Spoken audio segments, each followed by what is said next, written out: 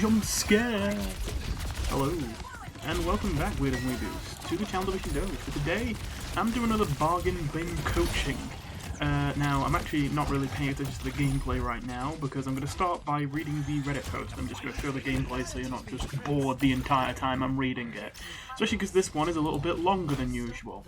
So, this is posted by Luna Willow, and they are a new support player in comp. They used to be a DPS player, if I remember correctly, and essentially they are currently looking to place plats, and they were getting flamed in some of their placement games. They linked both a match where they think that they did good and one where they think they did bad. Now, I'm going to be real with you, I went straight to the one where they thought they did bad.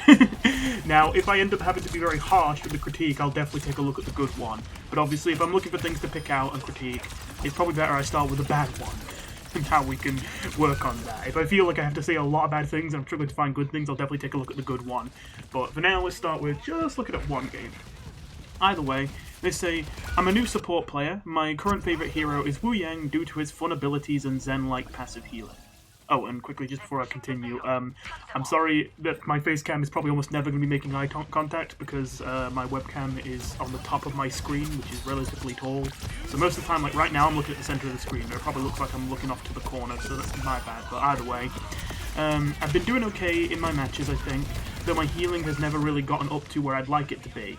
I've also already been a little flamed for my subpar healing and ult timings and my focus on damage. But it's kind of just how I am right now, given I was a damage main before trying support and enjoying it.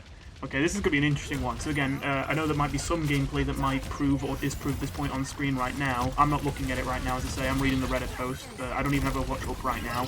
I'm just going to say, before I even continue with this Reddit post, this is going to be an interesting one to see if I think I agree with this assessment, or I think that you're taking the wrong message away. Because oftentimes, I will say, supports constantly get flamed for low healing when it's not necessarily they're not trying to heal, it's that their support they're playing can often require certain circumstances to get high healing numbers. And then sometimes they just don't get those circumstances and it's completely out of their control, and yet they'll still get flamed because the number's low. That doesn't necessarily mean that you haven't been healing enough. Now, of course, I'll have to watch your gameplay, maybe I'll watch it and I will go, actually, yeah, what the hell are you doing? Heal, for the love of God. So we'll see.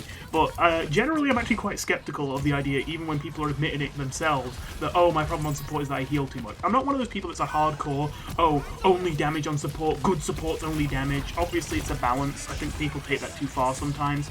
But I do think, for the most part, most support players heal when it makes sense for their character to heal.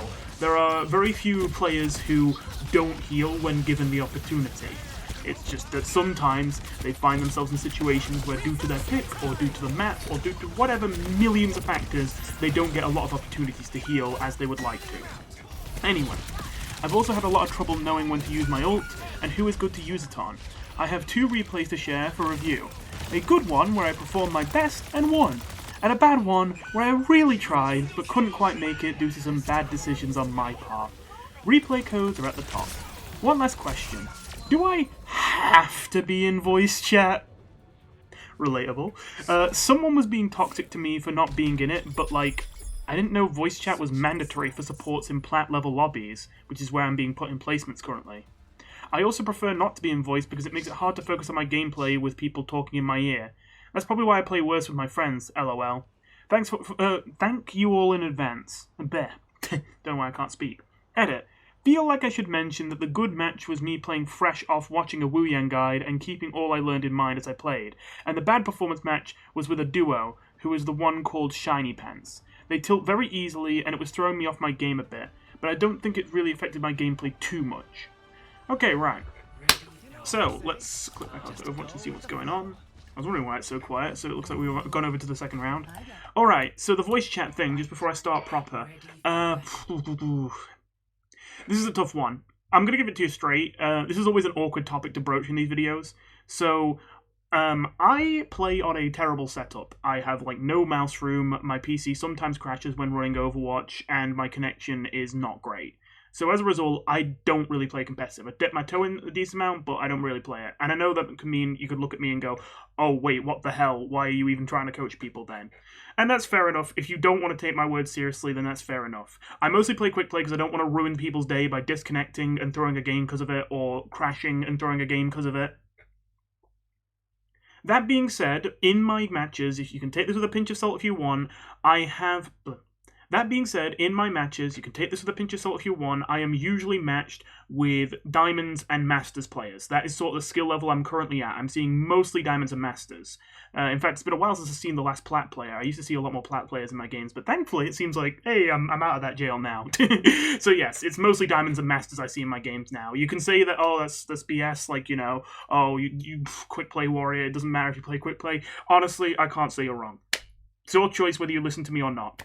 But either way, with all that being said, because of the fact that I don't really play competitive, it means that it's a little bit tougher for me to tell you what you should do with voice chat. But I am going to give you my opinion. I think that it is very much... I think that it kind of depends on the character that you are playing and the kind of person you are. And given the character you're looking to play and the kind of person you seem to be by your post, I would say you do not have to join match chat, I would say. Now, I will add a caveat here. I would appreciate it, though I understand if you don't want to do this.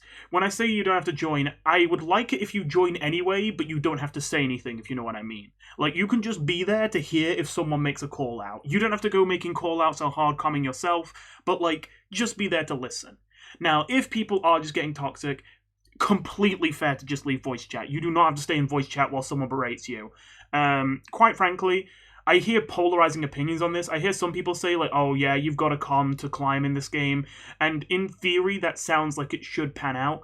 However, I must admit, it seems like most people who are much more, like, you know, casually high rank and all that, often take the stance of, honestly, for most people in this game, you do not need to calm at all to get to high ranks. If anything, you might play better if you stay out of voice chat, because half the people there just want to flame you, they don't actually want to calm. It's a bit of an awkward one, and to be fair, in my experience calming, I actually did make quite an effort to calm a lot more because I realized I never did it. I would always join voice just to listen if there was someone calming, but I very rarely would actually like calm myself. I remember there was a period of time where even in my quick play games I would hard calm just to practice it, you know?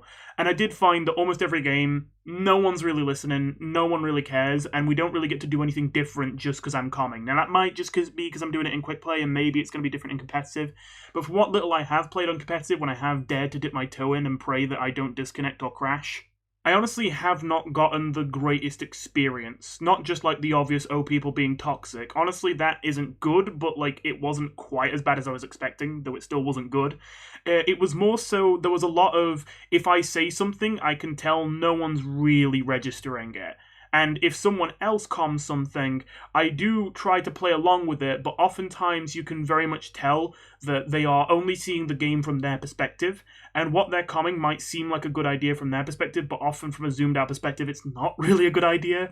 I usually go along with it anyway, just because it is usually better to fully support a subpar idea than to have a great idea, but try to force it when no one's on board with it. Obviously, it's always best if you can do the best idea, but sometimes you will have a great idea for a great game plan, but if no one wants to go along with it and everyone's got a different idea in mind, it's going to be terrible. It might just be better to force a meh idea. Anyway, oh boy, I know I'm getting on this quite a bit, but it's always a tough topic. I would say, considering that you're playing Wu Yang, and I'm just going to be real with you, I don't think Wu Yang requires a whole lot of coordination. I think you can mostly just... I don't want to say AFK, like, your brain on Wu Yang, because it's not like you're supposed to not try. You obviously are supposed to try. But Wu Yang is overall a pretty chill character, where for the most part, you just sit there and do your job. You sit in the back, you heal people that come to you, and you throw orbs to put pressure out. The only thing that arguably might require calming is your ult, but even then, usually it's fine to just be like, hey, my ult is ready, and then hit the person that needs the ult. Obviously, there might be some situations where it might be nice if you got in voice chat to say, hey, I'm going to give it to this person, if you're on a comp where it might be a bit ambiguous who the ult is for. But other than that, I don't really think Wu Yang requires a whole lot of calming. And you did say you feel like it distracts you having people in your ear. And I think that's completely fair. In fact, I think that's part of the reason. Like, when I say I don't feel like people are listening to me when I calm, like, I'm not even saying, like, oh my god, these idiots, they don't understand I'm a genius and they need to follow my, like, you know, divine command. A lot of the times it's like, I'm not gonna lie, I don't even necessarily get the feeling that people are actively trying to ignore me. I get the feeling that people are struggling to keep up, and so they're not really using any brain power on listening to what I'm saying, because they're using their brain power on surviving in the here and now, which honestly, I can't even blame them that much. So yeah, especially like at lower mid ranks, you're going to see a lot more people that just can't juggle listening to comms while also playing the game, you know? I mean, they might be nominally listening, but they might not realize just how much they're not really absorbing the information because there's too much going on. So I would generally lean towards, especially given the character you're playing, especially given that, like, you know, you don't seem to be, you know, super invested in the idea of calming, and you don't really think it would help to have people in your ear, I would agree. I would say you don't have to get in voice chat, but I would at least gently encourage you, just join, but you don't necessarily need to say anything, and you can always leave if people are just, like, being unproductive. People will be awkward about that sometimes, you know, about you leaving, but you just gotta shrug it off. Honestly, to be honest, it's usually quite pathetic when people start screaming in the text chat, get back in voice, get back in voice! It's like, just... And by the way, you can mute text chat as well as voice chat if you really feel like you want to go completely no contact, just play the game. And again, if you're prone to getting dragged into these arguments, then that might be a good idea. Generally, obviously I'm not perfect, but I'm pretty good at just, you know, having it run off me like water. Even when I'm, like, calming while other people are arguing, usually I'm pretty good at just focusing on the game rather than getting involved in the argument. But obviously, you know... But obviously, even I'm not perfect. Even I might sometimes get kind of dragged in. And if you feel like you're the kind of person where it's hard for you to stay out of these kind of arguments, then yeah, it might be a good idea to just completely turn off text chat and voice chat and just focus on you. Hello.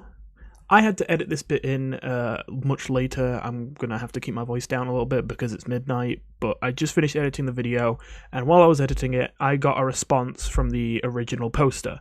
You see, I mentioned before, but I usually post a comment response to the original post before I post the video response, where I do this whole bargain bin coaching. I also usually send these videos unlisted to the people who made the post in the first place, just to run it by them and double check they're not feeling picked on or anything by the video, because obviously I don't want to put it out if it feels like they feel like they're targeted or whatever by the video. As long as they're fine with the video, then obviously it goes up. I have to give away the game a little bit here and say that while I started out being very charitable at the start of this video, the longer it goes, the more my charitability melts. I get kind of frustrated, frankly, with a lot of the gameplay. It's kind of infuriating to watch at points. And I keep having these moments in my head where I'm thinking, do I really want to be this harsh? But then I also think not only am I struggling to find good things that contrast the bad, but that on top of that, this is a plat VOD. I'm not saying plat is the top of the top, but typically plat players are experienced players, just maybe not players that are growing all that much.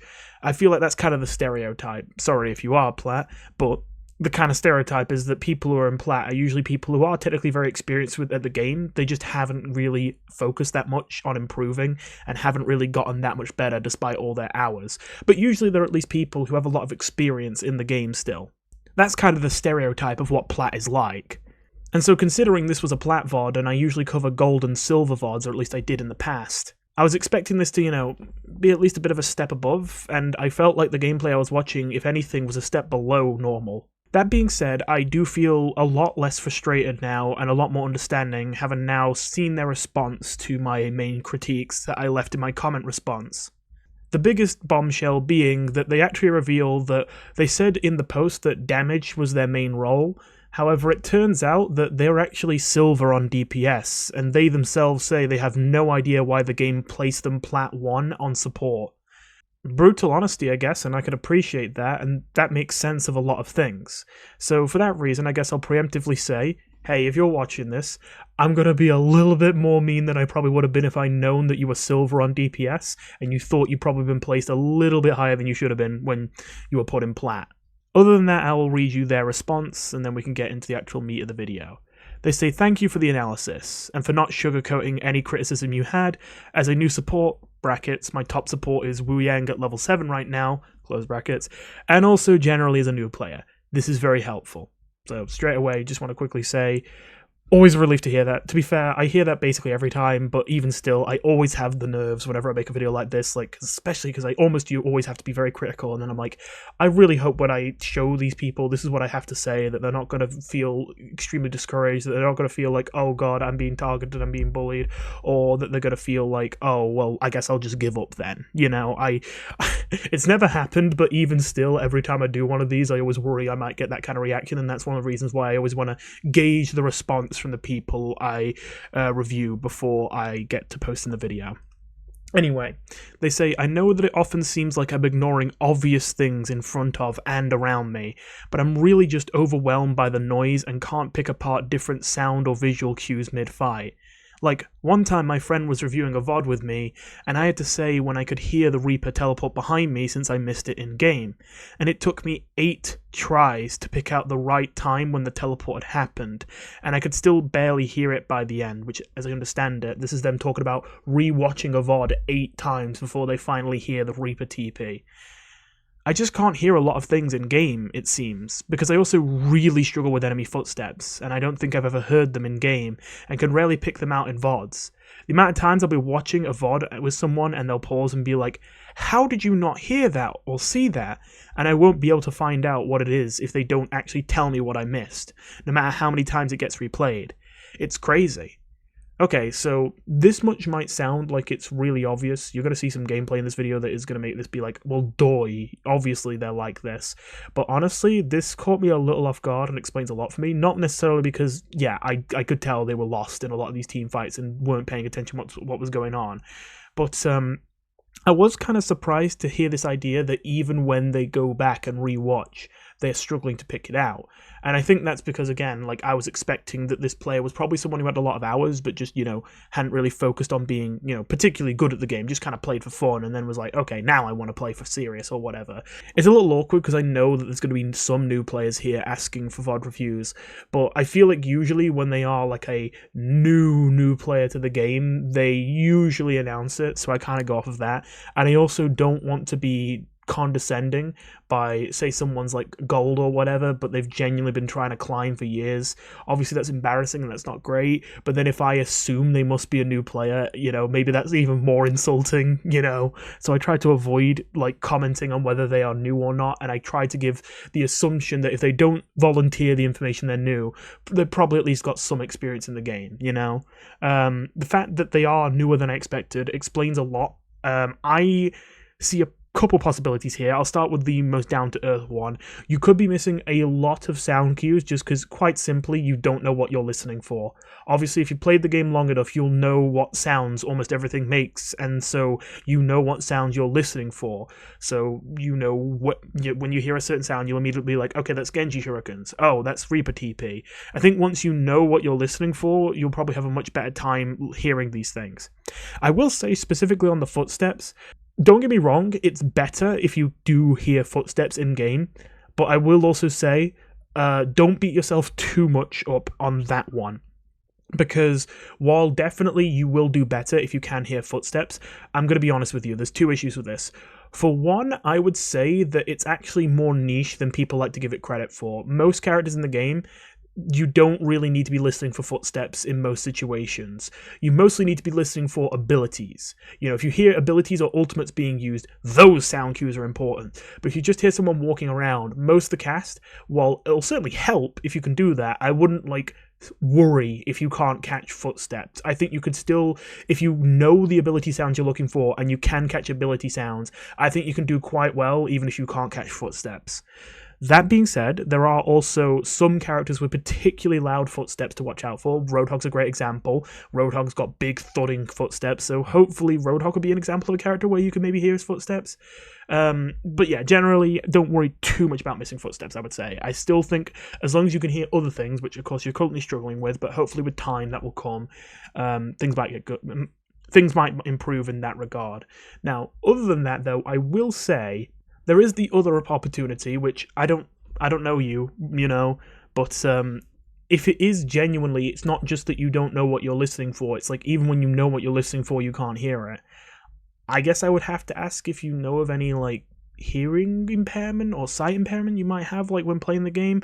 I could be underestimating. It's a little bit hard for me now, but having played the game for so many years, for me to remember what it was like back when I was brand new.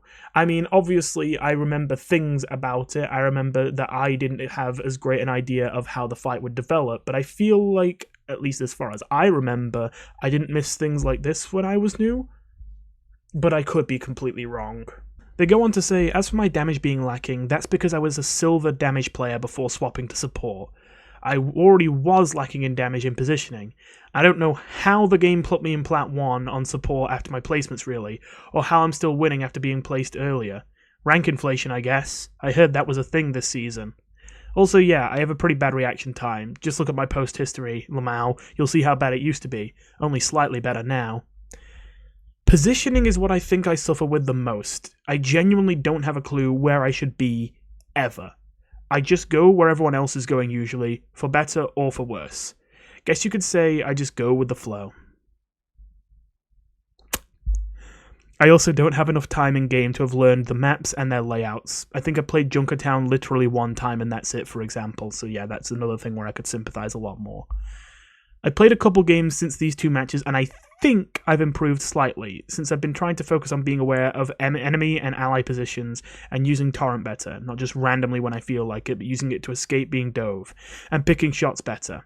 They also include an edit to ask a specific question about ulting a Sojourn, but this is a point of the video you won't be at yet, so I might edit that in when we get there. Okay, with all that said, let's see how we open up here. So, get my headphones on. Make your preparations. Careful research. So, Effective research. straight away, do you know where you want to be right now? Because I don't think you do. Well, now you're looking at it. You see, now you give me the impression you almost do know where you're supposed to be, but you can't be bothered now. Okay, right. Not like a huge, like, end of the world thing, but just like, you know you're supposed to be here, right? Come on, you know where you're supposed to be right now. Okay, so this might not seem like the end of the world straight away, but you'll see over time as this develops, like, why it could be a bad idea to just play low ground on point like this. So, okay. Honestly, I mean, obviously, eventually the Sojourn gets there, but I'm surprised no one seems to want to use it. I suppose the Ana's using this high ground. This isn't great, but, like, it's better than sitting on the floor, I guess. So, like, the main thing is, you are Wu Yang, and while you might have slow travel time on your shots still are infinite range, with no damage fall off, and you can steer them mid-air. So, obviously, except for extreme long range, we're talking, like, longest sightlines in the game, like Havana and Junkertown, you are a really good long-range support, for the most part. You really want to be up here, because it makes it really, really awkward when the enemies get to this corner to push through this critical choke if you are up here slinging orbs, and those orbs are going to make their life harder. And even if they try and hide around the corner, this is not a very, like, steep angle. So if they try and hide around the corner like this to get away from your pressure, you can still easily bend the orb and kill them. So they have to back off even more. So you actually get to create a lot of space just by standing up there. And I'm honestly not sure why we're not doing that. I'm going to take a stab in the dark and guess the reason why you think you don't want to bother doing that is because you want to be near your tank. But, I mean, I'm sure I don't need to explain. Now I'm showing you this visual. If you stand here, you are still plenty near your tank, especially considering that your heal beam doesn't even necessarily require constant line of sight. You just need to tap them with a brief moment of line of sight to put the heal on them. So, you know, even if you're standing here, and yeah, he's close, but you don't have LOS without, like, getting closer to the edge, like, you just tap him with heal and then walk backwards, and he still has the heal aura on him. So I would say you definitely want to be starting up here. I suppose the only thing is, like, by staying here, you're still not super close, but you're a little closer to this Hanzo. This is always a bit of an awkward one. I think you just have to trust that this Hanzo knows what he's doing, and if he doesn't, you just have to let him make this mistake. You see, the thing is, if you compromise your position as a support just to bail this Hanzo out if he is getting a bit too aggressive here, then I think it kind of just leads to a bit of a cascade where there's a chance you might save his life, but you're also endangering yours, and I guess it makes it more likely that both of you die rather than just the Hanzo die if you give up high ground just to deal with this Hanzo. Not to mention, I know I'm saying this as if the Hanzo is being extremely overly aggressive here. Honestly, this is fine. Like, just going for one quick sneaky sonar arrow that might get a free kill at the start of the game, completely understandable, and he does leave immediately afterwards, right? 5, 4, I think he does. 3, 2, 1. Attackers incoming. Defend objective A. Yeah, he leaves immediately. So yeah, I think obviously you were closer to him so you got to heal him sooner, but especially considering he was already in cover, I think he would have lived even if you weren't on low ground there. So I don't think it was necessary, really, to be on low ground just to help Hanzo.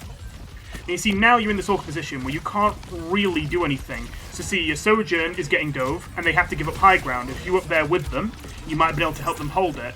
Oh, okay, right. We do have a little bit of an awareness problem. So maybe it's not necessarily like you don't heal because you're not trying to heal, but you do need to open your eyes a little bit. So, it's fine to be shielding orbs here, but then the second that you see this Hanzo hit critical, you need to be heal beaming them. And instead it's like, throw under the rope, throw under the rope. Oh, and he's dead. You know? This is a bit of a panic. You've got to be a little bit more aware of your surroundings than this. Is there anything more helpful I can say? More specific, I guess. I think especially considering you're up against D.Va. So I will give you some credit here. D.Va... I'm not sure if this is a hot take. I don't think it is. I would say D.Va is by far Wu Yang's toughest matchup. It is way, way too easy for D.Va to eat your bubbles. That doesn't mean Wu Yang is unplayable into D.Va, but it does mean you're going to have a harder time, and it does mean that your bubbles are going to get less value. Considering that, I think even still trying to throw bubbles into a D.Va that has defense matrix, especially when you have DPS that are not full HP in front of you right now, and you have spare healing resource, I would really not still be throwing orbs. And especially, this is a good, I think this is what I want to hit on. It's not even just like, oh, you know, don't be throwing orbs right now when your DPS are low, although that is obviously, like, a big point here. It's also, like, who do you think you're shooting?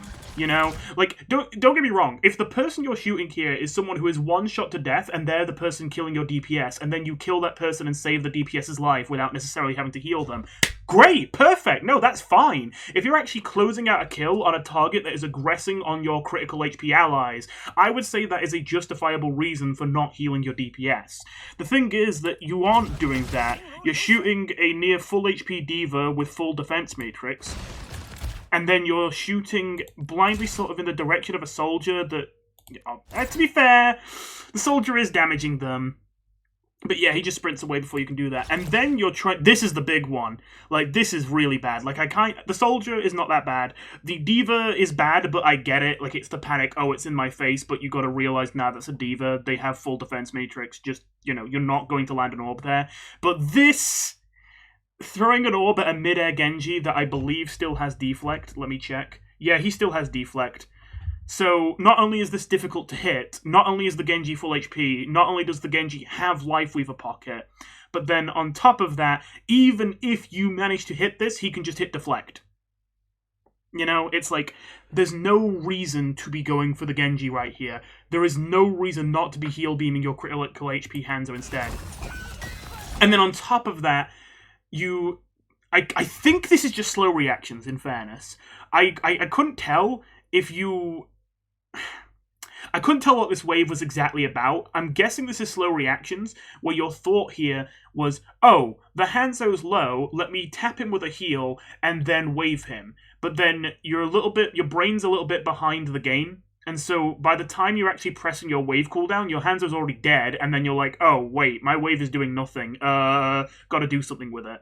And I mean, at least you did turn it into the Sigma and the Sojourn. They didn't need it that much, but at least that means it didn't do nothing. I appreciate that. And you do back off into a corner where, at the very least, you get to de-peak some of this aggro, which is fair, considering the D.Va is... I mean, they're going to run out of defense matrix soon, but for now they still have some, so you can't do a whole lot right here except just heal. So it makes sense to take a more defensive position here. So far, I've been pretty critical. I will say, while I didn't like your initial positioning, I at least like that we sort of developed slowly into the back of this corner as we realized we are not in a position to play aggressively. We don't have a good target to attack. The only thing we can really do is heal bot and stay alive for now. So there's no point in peeking the enemies right now. We play this corner. That's fine. The only thing I will say... hang on a minute. I think there's still a little bit of something I will say. I got so focused on talking about all that, I was thinking, wait, did you use... Yes, you did use Rushing Torrent here. So we have to talk about your cooldown usage now as well. You know, I'm not gonna lie, I was kind of focusing so much on the orb and the healing thing, I didn't notice the cooldown usage issue. So let's play this in quarter speed. So we got as much time as possible to talk about this. So you see the D.Va aggressing onto your DPS, you're trying to heal him, it's nice. I don't like the Rushing Torrent. I understand it, I sympathize, I don't like it though. And the main reason I would say I do not like the Rushing Torrent is because you're doing this... Okay, how would I phrase this? It's like, I know you're scared of the D.Va, and that's actually a very valid fear, but you can see the D.Va is not after you, they are after your DPS, and I know you're close to them, but the D.Va isn't going to switch targets like that, you know? The D.Va is going to focus down one target and try and kill them. So if they've already focused a target that isn't you, then you do not need to use Rushing Torrent. And now, clearly, the rest of the Rushing Torrent, you basically don't use it at all, because there's nothing to use it on. You didn't actually want to change position. The only thing you wanted to do was preempt the D.Va diving you, but by the time you press the button, it's so late that you already can see the D.Va isn't really in a position to kill you. But it just seems like, again, maybe your brain's a little bit behind the game here, and you don't necessarily register, oh, I actually don't need this Rushing Torrent, you know? Like, I kind of get it, as I say, because there is an argument to say, oh, well, if you see a D.Va flying at you, you might not immediately know. Oh, I need to go another 10 seconds back. If you see a D.Va flying at you, you might not immediately know that they aren't going for you. And you might have to preempt the idea that maybe they are. Like, maybe even if you would like to be able to save your Rushing Torrent, maybe you can't. Maybe here you have to get out immediately just to not die. I would say no, but I can understand why you might think that. But, like, again, by the time you're pressing it, the D.Va's already, like, arrived at their target and it's not you. You know? So, you kind of waste this Rushing Torrent, don't do anything with it. And then you also don't kind of waste the Guardian Wave because you didn't need it, and obviously you were too slow. Actually, I should be more specific with the Guardian Wave point. It's less so that you didn't need it, although you didn't, because obviously you died. Obviously the idea would be, oh, but, you know, like, if he didn't die, he would have needed it. And that is true, but that's another thing. I guess this is a small skill that's very specific to Wu Yang, you're going to have to learn it itself. There are times when you wave a critical health target, and there are times where you do not. That is a time where you do not. I know that wave obviously is the best way to burst heal someone, but as you saw there, it has a cast time, and during that cast time, you're providing basically no heals. In my experience, if someone is that low, unfortunately, I know it's less healing value, but you have to beam them for, like, at least half your resource, at least first. And then once you see their health is, like, maybe at minimum a third of their health bar, hopefully more, then maybe you have a buffer to go, okay, now I'm gonna go for the wave, and they should live so that by the time the wave hits, like, they're not dead. And then they have the heal boost and they're fine. I know it is more value in terms of pure healing dealt if you wave them first and then use all of your healing resource while they're receiving a heal boost, but like you can see here, the heal boost doesn't matter if the target is dead before you can heal them. And you're going to have that happen a lot if your first reaction to a critical HP target in your face that needs healing yesterday is, oh, let me take half a second to get my staff up for a slap. Oh, he's dead. You know, it's going to happen a lot. So, I would say work on that one. Now, where do we go from here? Because we spent so long on this one little start, I don't know if I've actually seen past this part yet. Yeah, it's looking bad because you're getting stuffed in this corner. Obviously, you kind of had to go to this... Ooh, ooh. Ooh. Okay, that's a more understandable wave at least, but the rushing torrents have been awful so far, I'm going to be real with you. I know we've only seen two, but both of them have been terrible. I have to be frank there. Okay, right, sorry. I want to kind of almost redo this entire fight from a bird's eye perspective and talk about angles for a bit. Okay. So, long story short, the reason why this fight is lost, if you want to summarize it, is because we have extremely poor angle control. We kind of just let the enemies take whatever space they want and surround us on all sides. So, let me speed up a bit. So the Sigma starts trying to hold the choke, but because both supports are playing so far back, they can't really... Yeah, so actually... Oh, this is so perfect. Yeah, so this actually proves my point really well. If you can hold this choke here, then this is fine for you. You have an advantage. This is a relatively easy map to defend, I'm sure you're aware, but the reason why is if the enemies cannot cross this choke, which is pretty easy to defend, like, obviously, it can be broken, but it's harder than most points to break this choke. This is a tough choke. If they can't get past this choke, the enemies have terrible angles. They are only allowed to shoot you in this box, and maybe they could go for a cheeky peek here, but if they do, they're committed to walking into this room that kind of singles them out for the rest of their team, and means they could be an easy target to kill for going for such a risky, cheeky play. So they only get to see here and here, but even seeing here requires them to take a really risky position where they could die for peeking. So you have a really good situation here if you could just make sure they cannot cross this line reliably. And if you were up here with Sojourn, then maybe that you could make that work. And honestly, I don't even think the Ana has to be with you. The Ana, you mentioned your Ana was your friend who you were duoed with. Quick thing for your friend, I would say that your friend wants to be on this high ground over here where I'm spinning the map. Actually, I'm not sure if that shows up on OBS because it's at the Overwatch kind of map. Oh, I don't think it does. Okay, my bad. So let me, I don't like using the free cam thing. This high ground here. This high ground is usually a little bit cheesy on this map because even though it is very defensible, it's also very open, and it also doesn't have the best sight lines. However, I think for Ana specifically, this is a really good spot. I think you could play here too, to be fair, but I think I like it more, like the idea of you being with Sojourn. Ana from here, she might not be able to do a whole lot of damage because she doesn't have a great angle, but she does have a good angle for heals. She is basically impossible to reach, so she's basically never going to die unless like a Widow takes her head off. And she can get some cheeky nades from this distance because of the splash. Like, she struggles to see around this corner, but she can still shoot so close to the corner that if she throws a nade onto this car at the right timing, she might catch someone. So I would say you want your Ana up there, and I think that you definitely want to be with Soj. And I think in that case, if we play this moment where the choke gets broken, I want to demonstrate how I think that would change things. So let's put this back in quarter speed, and let's see how the choke gets broken. Because to be fair, I haven't even seen specifically. This is my first time seeing this VOD, and obviously we only seen it from your perspective, and I've been focusing on other things. So maybe there's parts that I've missed, but it looks like Genji dashes onto the Sojourn while Sigma's getting walked on. Because the hand... Okay, to be fair, the Hanzo's a little bit busy trying to look for a sneaky pick onto the supports, which is very greedy. To be fair, I wouldn't say this is terrible. The supports probably aren't expecting this, and if he does land that shot, that's a free kill that might win the team fight. But I would say I think this is needlessly risky at this point.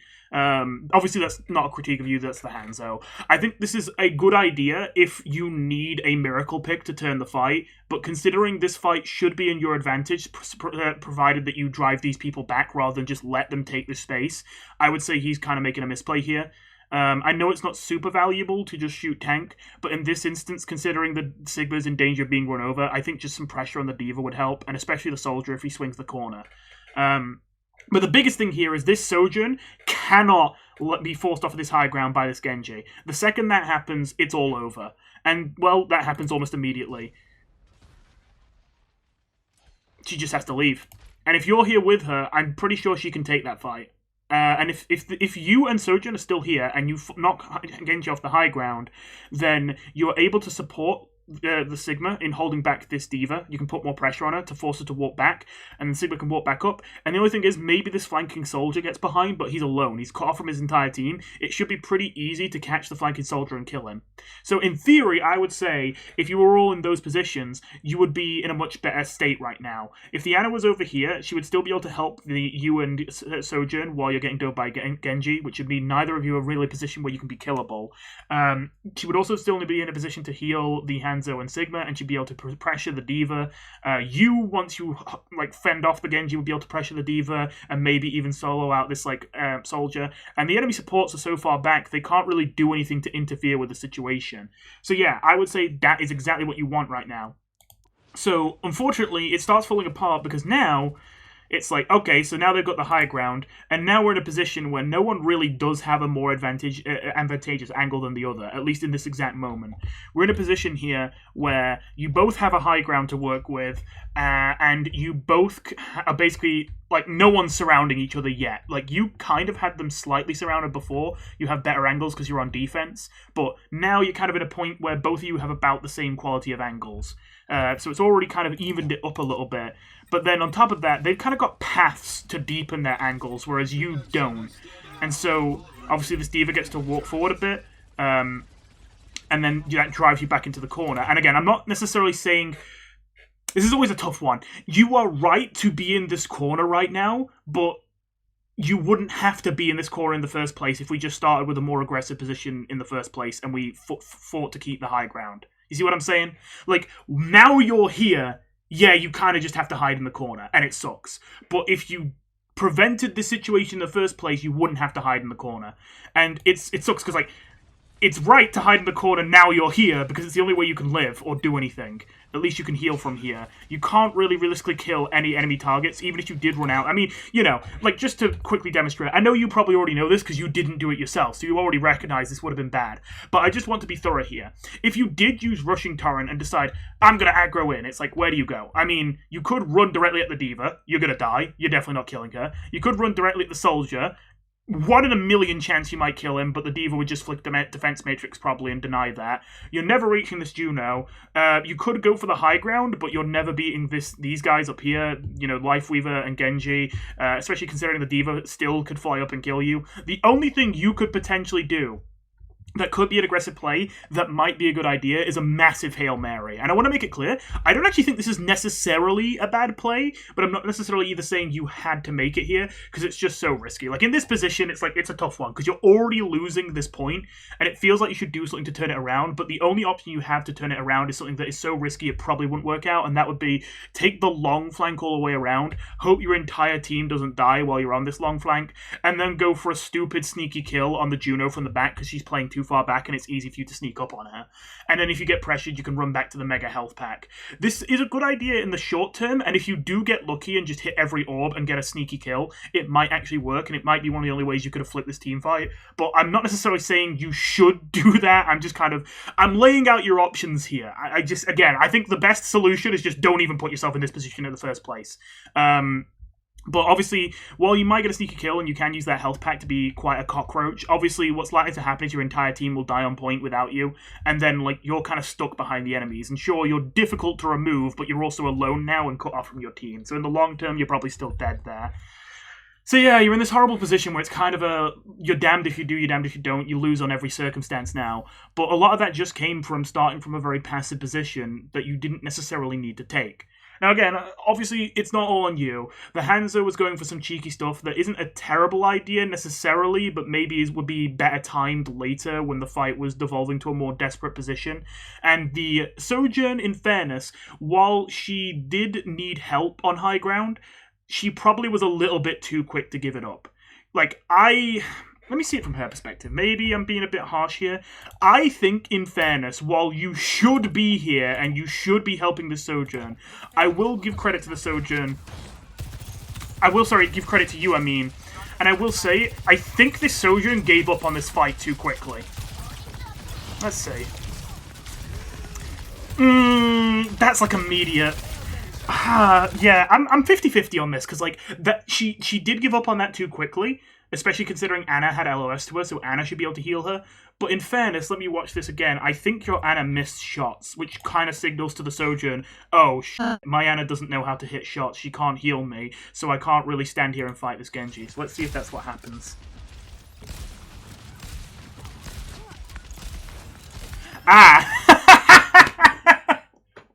Okay, classic. So, fun fact, I know I'm not the only one to say this, but I feel like I personally feel like I feel this more than anyone else in the world. I despise railings in this game, especially on Anna. It is amazing the amount of times that someone will die because of a rail. I hate them so much that at the start of every map, any position I'm actually going to play from, I will break every rail. Because I know the one game I don't break the rails, someone will die because I need to heal them, but the railing blocks their heals. So actually, you know what? Like, I have sympathy there. Like, don't get me wrong, you should heal the Soj here, but, like, also, yeah, that's just railings being stupid. Like, that one is a miss, to be fair. That's a miss. But then, I'm pretty sure that's a hit, but the railing blocks it, which is... I hate rails in this game so much. They need to be deleted. I think that was a hit. I think that should have connected, but the rail blocked it. That is so annoying.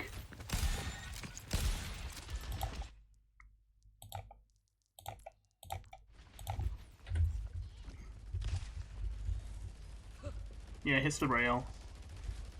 Hits the rail. And I think that would have hit if the rail wasn't there. stupid mechanic, man. Absolutely idiotic. So yeah, bit hard to give you feedback on that one, except just break rails. Oh, that's unfortunate. Okay, right, yeah. So that'll be why the Sojourn gave up so easily, is because they thought, oh, my Ana isn't healing me, not realizing it's because of the rails.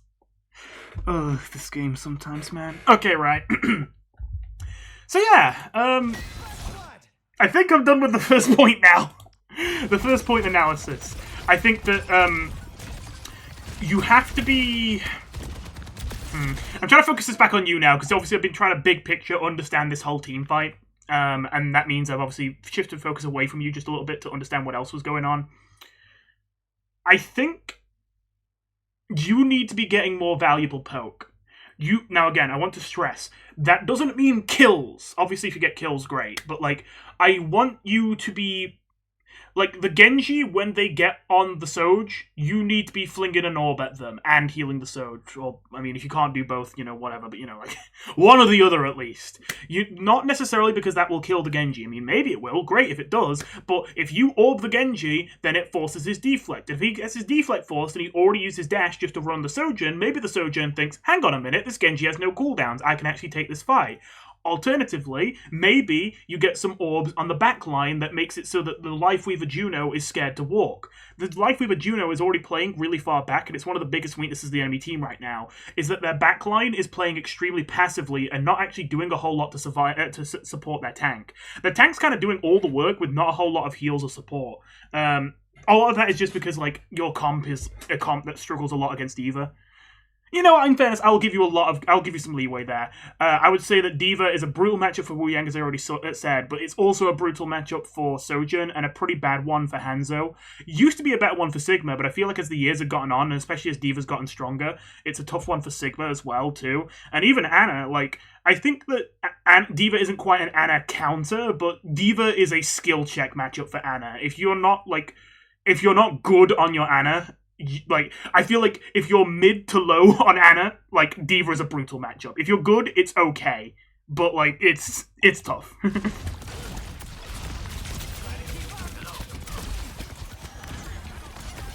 So, yeah, it just kind of descends into chaos from here. There's not much to say here. You're doing what you can to heal people. You're not really shooting anyone, but there's no one you can really shoot, so I can't even blame you for that. You're just in a position that's so terrible now, there's nothing you can do. You're just kind of trying to cut your losses and go next. Right, so we're gonna go to high ground now. Yes, good. We're using high ground. Are we using high ground? Are we using high ground? Okay, happens to the best of us. Are we using high ground? Are we using high ground? Okay, heal. Okay, actually, no, okay, to be fair. You do need to wake up a little bit and heal your teammate standing right next to you. Heal! Okay, I'm sorry. Okay, so, yeah, I definitely take back what I said in the intro then. Like, explain yourself right now. What is this? So, okay, Genji starts attacking them. Fair enough. Okay, right. Dashes through them. Okay, you got a healing mark on your Sojourn, but your Sojourn is full HP, basically. Your Hanzo is 1. Please switch it to the Hanzo. In fact, give him the full beam. Don't try and sling orbs at the Genji. Don't do it right now. There is plenty of damage here. You have 2 DPS. You've got 2 of the highest damage DPS in the game, a Sojourn and a Hanzo. 1 headshot from Hanzo is an insta-kill on this guy. 1 rail shot to the head is a 245 damage shot from the Sojourn if it's fully charged. These guys have more than enough damage to kill this Genji. They just need heals. For the love of God, heal them. Like, okay. I'm going to have to save this until later, because it might be better to do it close to the end, because it's such a broad point, and I don't think I'm going to get a single moment that's a great example. I understand that you might be feeling here, oh, but aren't I supposed to shoot the Genji because it's a threat? And you might be thinking, oh, like, what dictates when I'm supposed to be shooting things and when I'm supposed to be healing things? And obviously, there's a lot of nuance to that, and I will get into that. But, like, I think I'm going to have to wait until later for that, because, as I say, like, this is not a great example. Obviously, like, you're doing the wrong thing here. It's mostly because the Genji's way too close, and you know the Genji still has deflect. So, if the Genji was far away, even if you know they have deflect, it's good to throw orbs, because if you force out their deflect before they're even in range to kill, that's great. But they're in range to kill. Like, don't focus on forcing out deflect. Make sure they don't get a kill. Yeah, you even feed his deflect. I thought you did. I wasn't sure the first time I watched. You fed his deflect. You shot into his deflect and made your Hanzo take even more damage. Oh, you're also... Ooh, okay, right, sorry. I know this is getting worse as it goes, but this is... You're shaking your camera here in a second. What's the shake about? So, another thing... Okay, I could be wrong here, but... Now, I understand that you probably can't give me a straight answer on what you were doing here, because you were probably doing it subconsciously. You weren't, like, consciously deciding to, like, you know, shake your screen like a maniac. You're doing it subconsciously in the middle of the fight, I realize. It's a miracle that Hanzo lives, by the way. But I think what you're doing here, whether you realize it or not, is you're shaking your crosshair to make it connect onto the Genji, which might sound good, but it's actually kind of bad, because you gotta remember that the crosshair isn't where your bullet is, it's where it's going to steer itself into. There are times on Wu Yang where you're going to want to steer your bubble, and by doing that, you want to pull the crosshair in a position that might not be directly on top of the enemy. Let's actually see where this orb is. I think you're going to be a little bit too low. Yeah, you're a little bit too low. Oh, to be fair, that was closer than I thought. I thought it might be more like, you know, over here a little bit. So yeah, you weren't too far off, I'll give you credit. But the shaking definitely isn't helping you. You want to have smoother movements, not only because obviously it makes it easier to see what's going on screen, not only because you're probably going to hit more shots, but also like if you have smoother movements, they're more consistent and easy to understand, and so when you hit shots, it's easier for you to learn why you hit that shot, and when you don't hit shots, it's easier for you to see why you missed. Whereas if you shake your screen like this, it's harder for you to learn, oh, that's why I missed this shot, because it's like, I just rolled the dice. I just random shake, maybe I hit, maybe I don't, and if you don't hit, you have no idea why you don't hit it. I guess maybe just because you shook. But then if you hit it, it's like, oh, I shook it, I hit something. I guess I got lucky. You know, it's like, don't shake. Don't shake like that. We are how long into this? We are 2 minutes in. I know I've had a lot to say.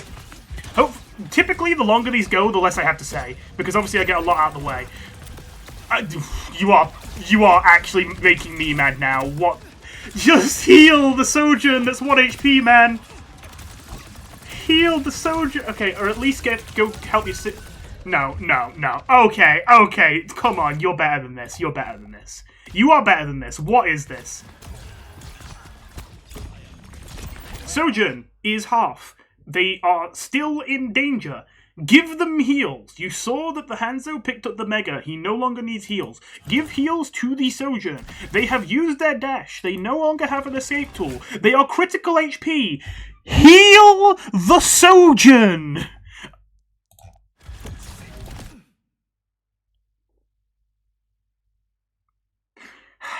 Again, I know that you probably don't have an answer because you're probably just panicked here, but I want you to really see this. Not only are you not healing Sojourn, which is the obvious thing, but... What the fuck are you doing trying to hit this shot? On what planet do you ever hit the Genji here? Do you see what I mean when I say, like... The problem is mostly that it's not like too much healing or too much damage necessarily. The problem is when. This is a terrible time to be trying to damage people. You want to heal people in your downtime or when they are critical HP, which I think is pretty self-explanatory. But you can see how even if that might sound super self-explanatory to you, and you might think you already do that, you can see in your gameplay here, you don't. You might think you're doing it, you're not doing it here. Because right now should be downtime. That Genji is miles away. By the time your orb reaches, he's probably behind that wall. Even if he isn't... Does he have... I've honestly lost track because I'm so focused on other stuff. Does he have... Okay, he doesn't have deflect, but he does have dash, so he might be able to dodge it. You're probably going to miss the shot anyway, even beyond all of that, because it's just so far away, and he's a fast, small target. And even if you hit the shot, what happens then? No one is in position to shoot this Genji. He is not going to die if you hit the shot. And he's already disengaging anyway, so you're not really forcing a disengage. He was already doing that. What are you doing shooting him? So, then you get lost. To be fair, it does dash back in. Again, I want to point something out to you. Wait, Wait, where is the soldier? Okay. Okay, sorry. You were slightly above the ground. I didn't realize you were above ground. Yeah. This whole time you're flinging orbs at this Genji. They're right there. They're right there. Ay, ay, ay, ay. Okay, and you get him. I say your DPS get him. And just this too. Like, open your eyes, man. Okay, I'll give you the tiniest little bit of slack. Do you play without a headset? Because if you don't play without a headset, I will give you the tiniest amount of slack here. You got a little lost here with the Genji, kind of understandable. So, and I can see, I did not, obviously I've spotted it now, I did not spot this the first time watching this. So if I was playing here, I probably would not have seen this, to be fair. This Lifeweaver uses Petal, jumps up here, and dashes up here. So now the enemy Lifeweaver is on high ground. I didn't realize this while watching this the first time at this moment. But you know when I did realize it?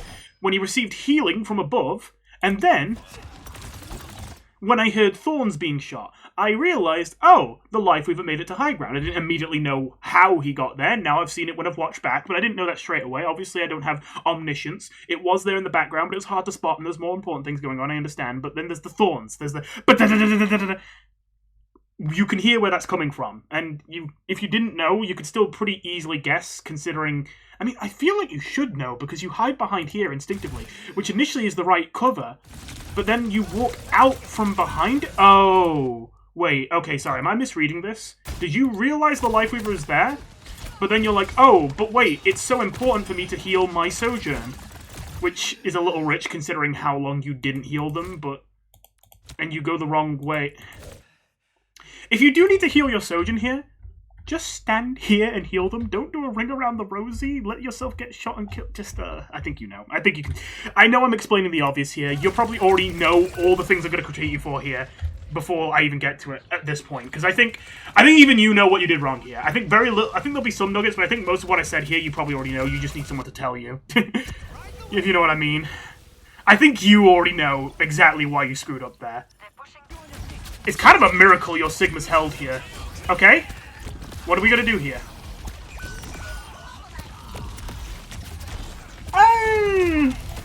Could have been worse. Could have been worse. So, he doesn't have deflect when he starts, so I don't mind you slinging orbs here to start. You're shaking too much still, though. You are healing a full HP tank with overhealth on top of their full health bar here, instead of your Ana that is being murdered. So I would, you know, put the heal beam back on them. I don't know why you're heal beaming the over full HP tank. Oh. I'm not gonna lie, I thought you did try to heal beam your Ana, but you just... Okay, yeah, you do have a problem of needing to heal. You do have a problem. This is... Like, this is your duo, too. Like, what the hell are you doing here? Okay, so, like, don't get me wrong. Trying to hit the bubble before the blade can properly start and kill your Ana, good. Good start. But then, once the Genji is in the Ana's face and slicing her to death, I know you probably shouldn't need to be told this, and you probably can see it right now, but what can I say? You're not doing it in the gameplay, so I gotta tell you. You should probably heal your Ana. Do you know what's even better than just healing your Ana, though? What I would want to see is I want to see one orb, ideally you hit it, on the Genji while he's starting up his Dragon Blade, and then when he dashes on the Ana, especially if he dashes close, I want to see a wave where you try and hit both the Ana and the Genji. That not only gets a little bit more damage on the Genji, which increases the chances of killing him before he can kill your Ana with the blade, but it also knocks him away, which gives the Ana a chance to get away from the blade, if only for a second, and maybe live for just a little bit longer. And it also means that the Ana has a heal boost, so she's more likely to survive the damage if you full heal beam her right now. I cannot fathom why you are not using wave right now. At the very least, you kill him, but I have no idea why you aren't waving right now.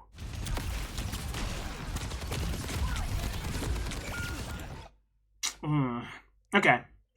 Do I have to... I think I don't really have anything to say about the soldier flank killing you. It's, like, once you're there, you're just dead a lot of the time. I don't think there's much you can do there. The best thing you could do is just not let that happen in the first place, but... Okay, we have to go back quite a bit to explain how you don't let this happen in the first place.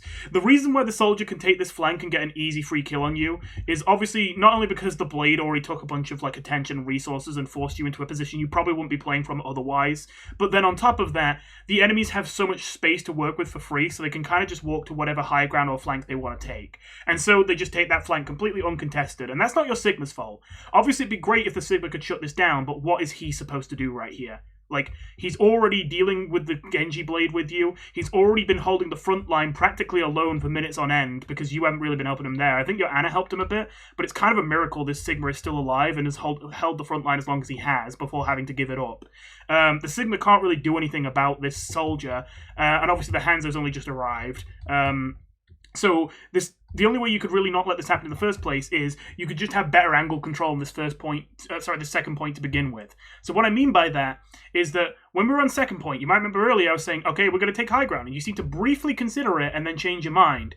The reason why I say that is because if you get up here, I mean, you know high ground's good, but let me just get more into the weeds of why.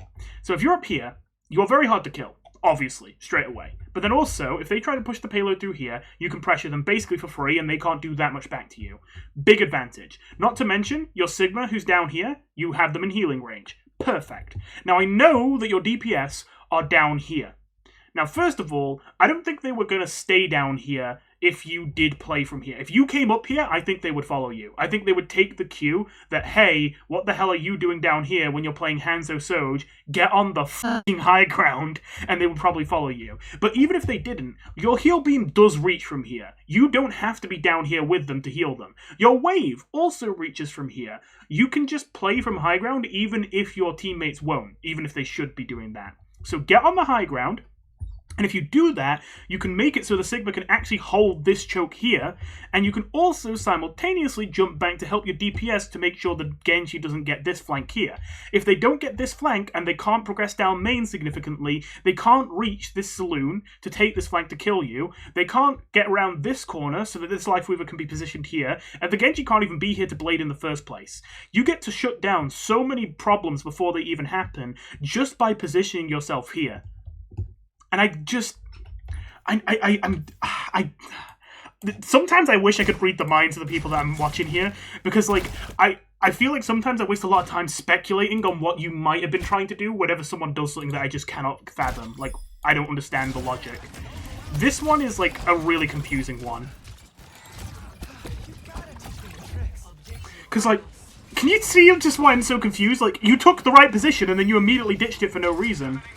And then you kind of just seem lost. And then your Hanzo actually does take high ground. I forgot about that. And then I'm going to guess that was an accident. But yeah, you should probably still try and get on the platform. I don't know why you're just standing here now. You know, just get on the platform. Take the high ground, for the love of God. They can still get healed if you're on high ground. It's not... It's not rocket science. So we basically lost the entirety of second point because we did nothing but flounder around on low ground, taking weird scrappy fights instead of abusing high ground. Now when I say we, in fairness, I mean basically everyone on your team. It's not just you, but, like, you know, set an example, you know? try and maybe be the example of a person actually taking good positioning on high ground. Okay, I will say, you do seem to just be completely immune to the fact that, like, it's not the right word, ignorant, I guess, of the fact that you are taking damage here. And there you go. Boom, you lost nearly, like, about 30 of your health. You lost another chunk of your health. You lost it, and you're dead. It just seems like you don't even react to the fact you're taking damage here. Now, in fairness, I will say, watching your perspective here, I know that Genji is the one attacking you, but I don't actually know exactly what is going on here. It seems that Genji is on the high ground, is shurikening you from the high ground. If that is the case, that's kind of surprising. I would think he wouldn't be able to do this much damage to you, because it would be hard for him to land consistent headshots, but maybe you're making yourself an easy target. I don't know, because from the perspective you're looking at right now, I can't see. I can't see. Now, in fairness, that does mean, to some extent, I can't say that I would read the mind and immediately know exactly what this Genji is doing and stop it. But what I can say is, I would at least probably look at where I'm taking damage from and get an idea of why the hell I'm dying and if I can do something to prevent it. it does seem a bit weird to me that you don't even look to see why you're dying. So let's see. Oh, the first one was a pulsar torpedo from Juno. I should have caught that, actually. My bad. And then you hear the shuriken swipe on the right, so you know Genji's on the high ground next to you. And let's actually see from third person. Does he jump down? Is he just above the Sigma? I think I saw his foot for a second. Yeah, he's up here. And then he dashes down onto you. And he gets the slash. And it's actually the Diva boosters that kills you. Huh. You actually missed most of those. Right. Okay, then. Anyway, I say, in fairness, I did not catch this pulsar torpedo. I probably should have, to be honest, because... I thought the post blocked line of sight, but it didn't. Okay, so a few notes. Obviously, besides what I already said of maybe react to taking damage rather than ignoring it, I know that you're, like, concentrating on the front line, but you're not really doing anything. I mean, say that. You're at least healing your tank. I'm glad you're healing your tank. You don't have to stare directly at your tank to heal them, though. You just need to hold right-click. Like, once the beam is connected, you can keep turning around to see what's going on. Also, right now, you are throwing an orb at a diva, and you know what happens when you throw an orb at a diva, right? They eat it. Stop throwing orbs at the diva unless you know they have no defense matrix. So... the other thing I would say is bad positioning. I know that you're behind your tank, but behind your tank doesn't mean it's good positioning. You are in the open with no cover. You have no assurances that this high ground is safe because your entire team has made no effort to protect this high ground, including you. So while I didn't know the Genji was going to be there, I also knew there was nothing on the enemy team stopping someone from taking this high ground, and it was very likely the second you start positioning here, I didn't know if it was going to be Genji, but I was basically expecting either this orbital ray is going to run you over, or if you survive it, an enemy is probably going to take high ground and kill you because you're going to back up from the orbital ray and then you're going to be right here and you're going to have no cover and they're going to kill you. And that's exactly what happened. So yeah, you definitely want to play cover more. I would say, in fact, let me see how this fight starts because it's important kind of how you walk out here. Like what happens when you walk out of spawn. Because I want to be fair here. Okay, yeah, you do kind of have to come from this door. Because I was going to say the right door is better if you don't need to be there immediately, but you kind of do need to be there immediately. It's mostly just you stick around too long. I think that would be what I say the problem is here. Like, because what I want to say is, like, you know, perfect world scenario. It'd be lovely if instead of having to come out this door where you can easily just get bullied and stuff and you've not got a lot of cover, it might be nice to come out this door where you have more cover nearby, you have a health pack, and you have immediate access to a powerful high ground and you might be able to fight to protect this, and then you can come around and help the Sigma from here from a much stronger position. Obviously though, in fairness, I can't critique you for not doing that considering it looked like the Sigma was probably going to be dead by the time you got up there. So you did actually need to take this entrance, and I don't mind you walked out here and started heal beaming the Sigma. But once you start heal beaming the Sigma, almost immediately, especially when the orbital ray comes, you need to be using your rushing torrent not to just run around in place. I've noticed you do that a lot. You kind of just rushing torrent and then you just don't even use it to move. You just kind of like spin around in circles. You should instead be using the rushing torrent to rush your way over here and immediately take this high ground. Immediately. And if you get, like, if the Genji catches you doing this and you have to take a fight with the Genji here, don't get me wrong, that's not great, but you do have a mega health pack right here. And as long as you make sure you're the first one to get it, that does give you an advantage and means you could win that duel, realistically speaking. So yeah, that's what I would say you should do differently here. Alright, so we're at third point and we still haven't got an ult from you, so let's see if we can get one now. Okay. That's fine. All I'll say is, I'm pretty sure you didn't need Rushing Torrent to live that, but bit of a nitpick. Just like, if you don't have to use a cooldown, don't use it. I'm not going to be too harsh, because I know that it's just natural, like Diva Bomb comes in, you're scared. I get it. I think you could have walked, and I think if you realized midway through, oh, I don't think I'm going to make it. Even if you just walk to here and you're like, oh, it's about to blow, you could just Rushing Torrent here. And at the very least, you got to see first, do I actually need Rushing Torrent? Oh, yes, I do. And then use it. Rather than, like, use it immediately when, realistically, I think you would have had enough time to just walk here rather than needing to use Rushing Torrent. Because you see how much time that you are just kind of stood here. There's a good second and a half of you just standing there because you already got there early because you didn't actually need Rushing Torrent there. Now, I'm not gonna be too harsh, as I say. I understand. I sympathize. And it's definitely better than blowing up. Okay, Good that you actually caught them there. I would maybe continue to heal them. To be fair, they did actually walk a little too deep. That is on them.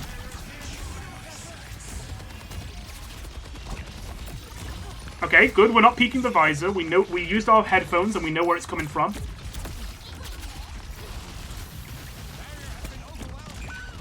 I think you just missed a prime ult opportunity. Okay, not terrible. Not terrible. Could be better. Not terrible. I know people were flaming you for your ult usage as well. That...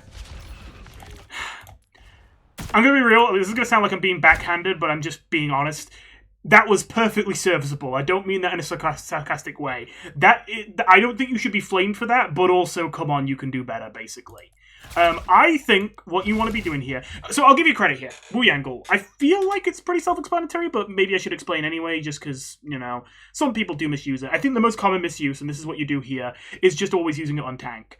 Don't just use it on tank. Like, I don't think it's... I think tank is one of the safest ones you can use it on. Like, you're almost never going to get a Tidal Blast that does nothing on tank, but you're also very rarely going to get a Tidal Blast that's actually, like, big from your tank. A lot of times, the biggest Tidal Blasts will come from flankers, or they'll come from supports if they're in a position where they're in danger. So, that is partially because the overhealth that Tidal Blast grants does not change depending on the role. So, I believe it's 400 overhealth regardless of whether you're a tank, a support, or a DPS.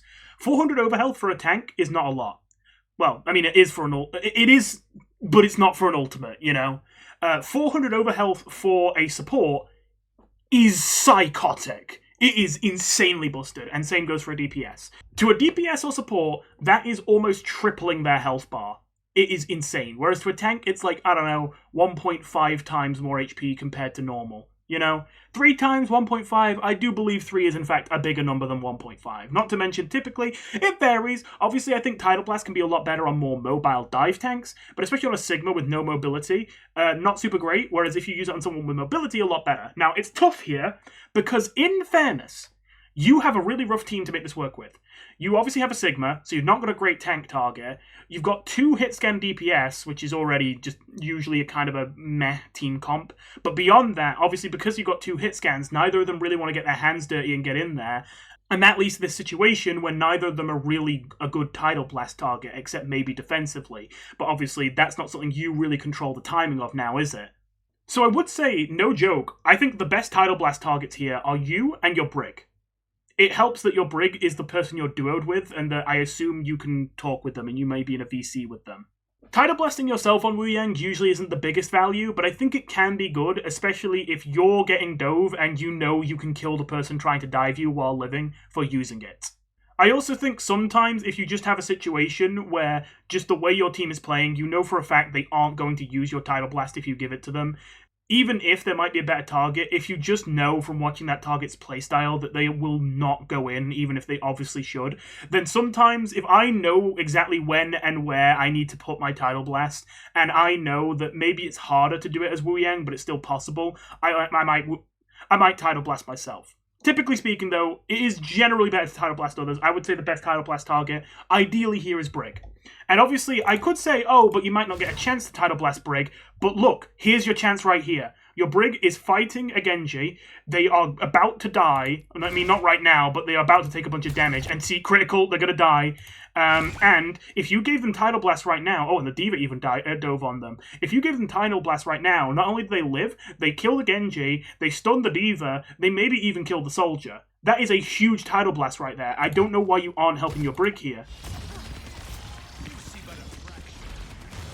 Let me watch this back and see if I missed anything. Because, like, you know the Genji's pressuring you. You know the Genji... Because you hear the flashes and you're taking damage from the shurikens.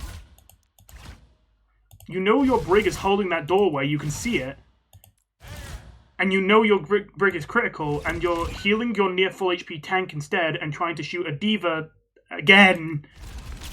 It's just... Nah, you need to be using your ult on your Brig there. You can't be... Again, this is not a terrible ult. It's not terrible. But you can just see the Sigma gets so much less done. Not to mention... you know what? Actually, I'm starting to like this ult less as I see it. Like, I still say it could have been worse, but... I sympathize here that because you have a subpar ult target here, you are in a position where it's hard to actually get a kill off the Tidal Blast even though it hits, because Sigma's basically alone here. So you're trying to follow up to get a kill off your ult, but you're getting tunnel visioned on, oh no, my ult didn't get value because I didn't use a good ult. I need to make it get value, I need to get a kill. When really, your top priority should probably be this. Especially considering the Genji is probably just one shot away from death. Maybe two, but it looks like maybe one. Ooh, he would be on 10 HP if you bubbled him right now. Still, good point. Not to mention, I didn't know for certain, but I was going to say, I would wager, from what little I have heard and seen of this Genji, that he has no cooldowns right now, and sure enough, he has no cooldowns, and he's about to need to reload. He is very vulnerable right now. You might not be able to kill the soldier, but I definitely think you could kill the Genji here if you tried. But instead, we're not focused on that, we're not helping our Cass who's about to die, we're not killing the Genji who's about to kill him, we're trying to shoot a D.Va again, and you can see how it achieves nothing. In fact, it gets you killed. You died to that. You didn't deal with the threat in the back. Yeah, the longer I see that ult, the more I'm more critical of it. It's especially like the fact that... It's more so the fact that you panic when you realize you're not getting a kill off of it, and then you make it worse by trying to force a kill off of it when there are way more important things to be doing. Swap, I mean, I like Mizuki, he's fun. I'm not sure if Mizuki's great here. I don't have that much to say here. I'll probably just leave it there. Because, like, you can make Mizuki work here, but I don't think he's, like, your best pick here. You're not very grouped up. Mizuki's very good with, like, playing very brawly grouped up comps, and you're not playing like that. Okay, so you're definitely making much more of an effort to heal here. Maybe too much, but...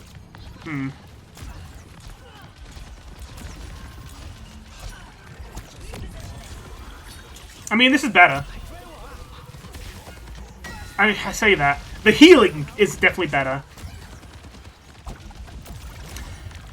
Okay, this is awkward. Sorry, I know I'm kind of... My commentary's gone a little generic here, but it's just because this is a weird one. You are healing, but they're still dying because they're taking a lot of poke, and I'm just trying to assess whether I think that is your fault, necessarily, because you need to be at least putting out some aggression so they aren't able to put out this much damage for free, or whether I would say that is your teammate's fault for taking way too much poke, even though you are healing them. I mean, I'm not gonna lie, your duo there kind of looked like they just kind of fed. They just kind of stood in front of the soldier and died. They need to play cover more. The Surge takes a rocket, but it's understandable. Oh, wait. What was that? Oh, that was a Pulsar Torpedo. Yeah, you know what? I think I don't blame you for this. I think this is on your deep... This is awkward, because, like, I watched this and my instincts say you're doing way too much healing at this point. Like, I'm glad you're healing now, but this is too much. You're going too far the other direction. But at the same time, I think I actually don't think I can say that. Like, my gut is telling me that. I've got, like, that built-in gut instinct. I'm doing too much healing. But I actually think you kind of have to here. I feel like people are just dying because they're taking way too much poke here, and it's not really on you. And yeah, you could try and peek to fight them, but again, who are you going to shoot? The D.Va? Again, it's just be back to square one. All you really can do is heal and hope that people stop staggering and dying to nothing. You can count on me. You might want to tell your hog to fall back here. I mean, they might not listen, but you might as well try to tell them to fall back here. I don't think they realize that almost their entire team is, like, half their team's been picked already.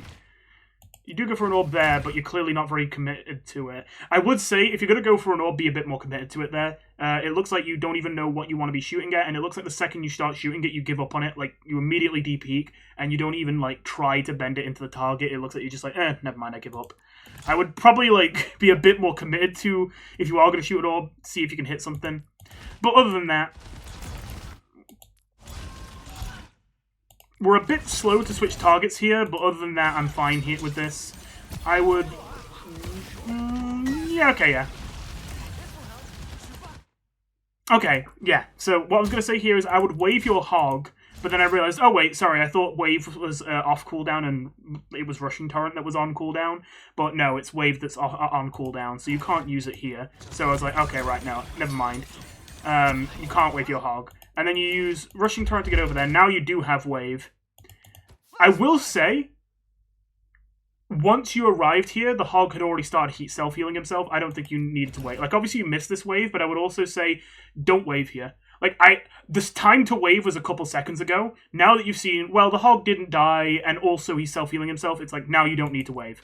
You need to be able to, like, I don't know, this is just one of those things where you just have to play the game and develop it, but I think that you do have a bit of an issue of, you see something, and you actually make the right decision at the time, but then you hold that decision in your head for multiple seconds, and then things happen that change the circumstances, and that's no longer the right decision, but it seems like you're not able to switch between, okay, well now this has happened, I was planning to do this, but that's no longer the right decision, now I just chill. You know, since earlier a second ago would have been a great time to wave your hog, but you didn't have wave, obviously you're in this position where you're like, oh no, I need to go wave them, and you use Rushing Torrent to go over to them, but then you arrive, and now your hog doesn't need wave, and you still try to give it to him anyway, and on top of that, you miss the wave. I kind of get it, because of course he is doing this annoying, like, walking around the plant, and he doesn't realize you're trying to wave him, but I think that's another thing. He doesn't realize you're trying to wave him, because he doesn't think he needs wave right now. So, you know, kind of proves my point a little bit too. Although sometimes people just are a bit awkward to wave. It can happen. Okay. So we're coming back. It's getting better. You do want to heal your most aggressive player. Okay, come on. Let's work on that a little bit. So what I was going to say there is, like, you do want to wave your most aggressive player here. Sorry, not wave. Just heal in general. Thenge. You do want to... So, obviously healing is good in general. You can see your Sojourn is low, and they are taking an extremely aggressive position. Now, don't get me wrong. I do not like the Sojourn's position right now, but they are being aggressive, and they do need healing. Heal the Sojourn. I'm begging you. I know you're scared of the soldier. I can see the soldier too. But you don't even necessarily have to consistently hold beam. If you can hold beam, great. But if you walk out and you take some shots from the soldier, you can just tap the Soj with the little healing mark and then run back if you need to. Don't. Just heal the fucking Soj.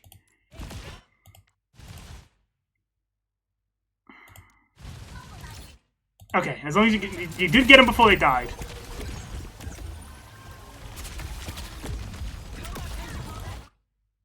Okay. I have mixed feelings about what I just saw. I know that was a tiny thing, but just... I was about to say, no, what are you doing? Stop steering the orb into the ground, because it's difficult to hit that shot on the D.Va, and I honestly didn't have confidence you would hit it, but you did hit it. I will still say, even though it's impressive you hit that D.Va with that weird, like, curved down shot, and that might be because it came from downtown, you know, you just falls out the sky. There you go. Obviously, they're not usually looking up when they're trying to delete your shots. That being said, like, I've actually done that before. Sometimes in the D.Va matchup as Wu Yang, I've intentionally shot my shots higher or lower than they are, so that I can bend them from below or above, so that it's harder for them to defense matrix them. I use that sometimes. So, yeah, that's a good play, except for the part where the Soldier or Juno are both way juicier targets, and if you just kept shooting it straight, you would have hit them. That's the thing. That's why I'm still a little bit mixed about this. I mean, it's an impressive shot, but it's just the priorities are a little bit messed up here. Speaking of priorities being messed up, for the love of God, man, your Soj. Heal your Soj when they are low and in an aggressive position. Like, come on. See, as I say, this should go into the Soldier Juno, but at least you do hit the D.Va.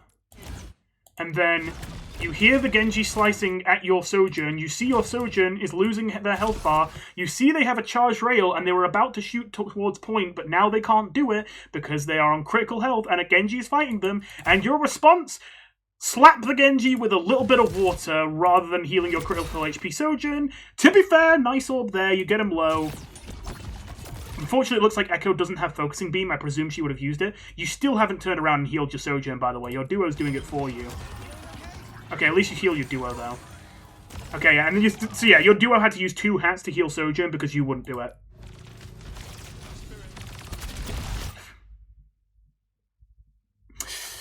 Would I be a bit harsh here? I think I would. You know D.Va's up there, and you know that if you're too close to D.Va, she will run on you and kill you. I know there's people running into the back here, this is good, but like they've got this handled. You do not need to be there with them. I would say... Okay. Oh. Wait, okay, you're gonna live at least. That was ugly, though. Oh, it's gonna get messier from here. Oh, you're gonna die, actually, aren't you? Okay, sorry. Before we see how you die, I need to see... So, like, you know that the D.Va is up there. I know that someone needs to stand on point, but, like, it's more important that no one dies here than for you to get point a couple seconds sooner. You are fine here to just chill for a second. What I would say is if you have to touch point, stay on this corner. Keep as much distance between you and the D.Va as possible. Make it so that when she comes at you, you can use Rushing Torrent and get away easily. That's for one. For two, if you're a bit more like worried about that, if you want to be a bit more wary, I would say you could even start taking this position and start poking out the D.Va if she starts looking out from here. Or even, like, you know, if you want to be extra safe, you could go here. You know, either one. You've got a health pack over here, but obviously you've got to be careful of enemies, like, because our enemy spawn is connected to here. But this is a bit more of an aggressive angle if you want to go for this one. Hell, actually, nah. I was about to say, I might have said it might be worth it going for this long flank. I would, but especially considering Life Weaver's the only one left, actually, that's probably not a good idea. I was about to say that, but nah, that's probably not a good idea. But yeah, anyway, point being, yeah, I wouldn't stand on the center of point when you know there's a D.Va there, because this is so easy for her now. She just W's into you, and you do use Rushing Torrent, but just there's all your cooldowns having to be used on keeping alive, and then your duos having to throw hats at you to keep you alive as well.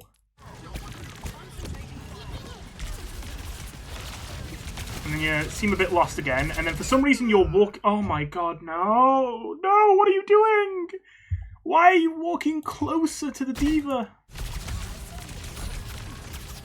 Okay, I feel like I need to drill this in. I know that you already know this on some level, but I feel like you don't understand how true it is if you're making a mistake like that.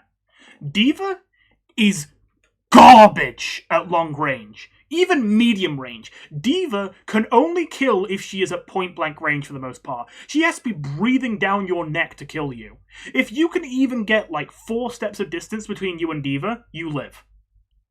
You really don't need a lot of distance from D.Va to not die here. So keeping that in mind, why not just walk backwards? Why walk into the D.Va's face while she's firing rockets too? Just walk back. Just walk back. It's that simple. Don't walk into the D.Va's face. I really hope we're still going to win the point here. Oh, is that going to cost us point? Okay. It forces a duplicate. Okay. So I want to point out, I can't say for certain, but I'd say there's a pretty high chance that the fact that you died there needlessly has forced out that duplicate. Which, don't get me wrong, it's only one ultimate. It could have been worse. You still got point. But that is one of the... Actually, yeah, I would say probably the best ultimate your team has now been wasted just to get this point. Because of the fact that you took a death you didn't need to take. By positioning yourself in a position where you have basically no defensive tools if you get dove, in a position where you know you're going to be extremely close to D.Va, and you know she can easily separate you from your team. So just, yeah. And also don't walk into her. Maybe don't walk directly into her. At the very least, it looks like the enemies waste their orbital ray, so that's good news. That's probably their strongest ultimate as well.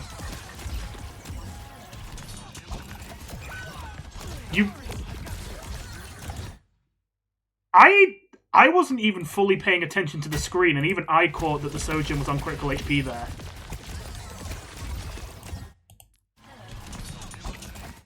She's critical. Heal her. No worries, I've got you. I sometimes I don't know what to do about this, I will admit. Like, I don't want to... Because on one hand, it's like... it's not helpful to just keep telling you to actually look at the screen and not miss obvious stuff like that. But then, like, what do I say? Because you gotta get better at that, you know? You gotta keep your eyes peeled for people who are critical health. I know it sounds really basic, but I mean, we keep messing it up. You keep having critical health people directly in front of you, and you, like, at least sometimes I can get it when you have something better to be doing. You don't have anything better to be doing. You are standing in a room with nothing to do but heal people. You stare at someone who's critical health, and you look away from them and let them die. Like, what are you doing? What's going on? I don't mind you being on cart here. I think ideally it'd be nice if you could get onto the high ground with everyone else and someone else could push cart, but to be fair, no one's really a great candidate here to push cart. Maybe Roadhog, but yeah. So, given that no one else is pushing it, I think it's good that you're pushing it here. Heal. Yeah. I know the soldier is a valid concern, but the hog is priority number one. Glad that you realized that there and didn't take the bait too bad. Right, Tidal Blast on your Echo when she gets close. Or maybe you don't have to, because it looks like you're already winning this team fight. Oh, either way. Yeah, it looks like you're winning that team fight already. Either way, I'd actually say, yeah, the right play is just to hold it here. I didn't expect that they would get to that point so easily. Okay, like... Again, we need to pay attention to our surroundings and our sounds. So, do you think you could be maybe doing something a bit more valuable here?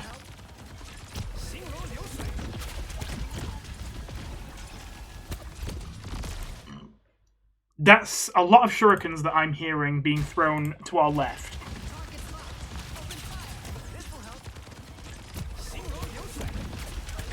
I'm pointing this out because, to be fair, I'm not going to lie, when I first watched this, I thought that a Genji was actually coming through this doorway and diving your other duo, just based off the sound cues. Of course, that isn't actually what's happened. I didn't see that, fair enough. I would at least take a look to check.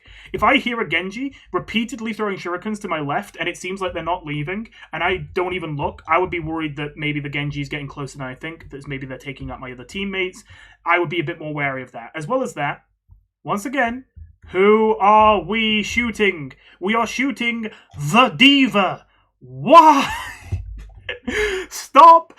This is so crazy too, because it's like a blind shot as well. Like, already going for a blind shot like this is a little bit hopeful, but if you were going for a squishy at least, I would say, okay, hard to hit that shot, but if you hit it, you do take a significant chunk of their health off, and they can't do much to negate it. That'd be pretty good. But you're taking a risk like this, trying to hit a difficult shot, blind shot like this, on a D.Va who can just eat the shots anyway, and even if they land, they do like nothing to her. Why? Why are we doing this?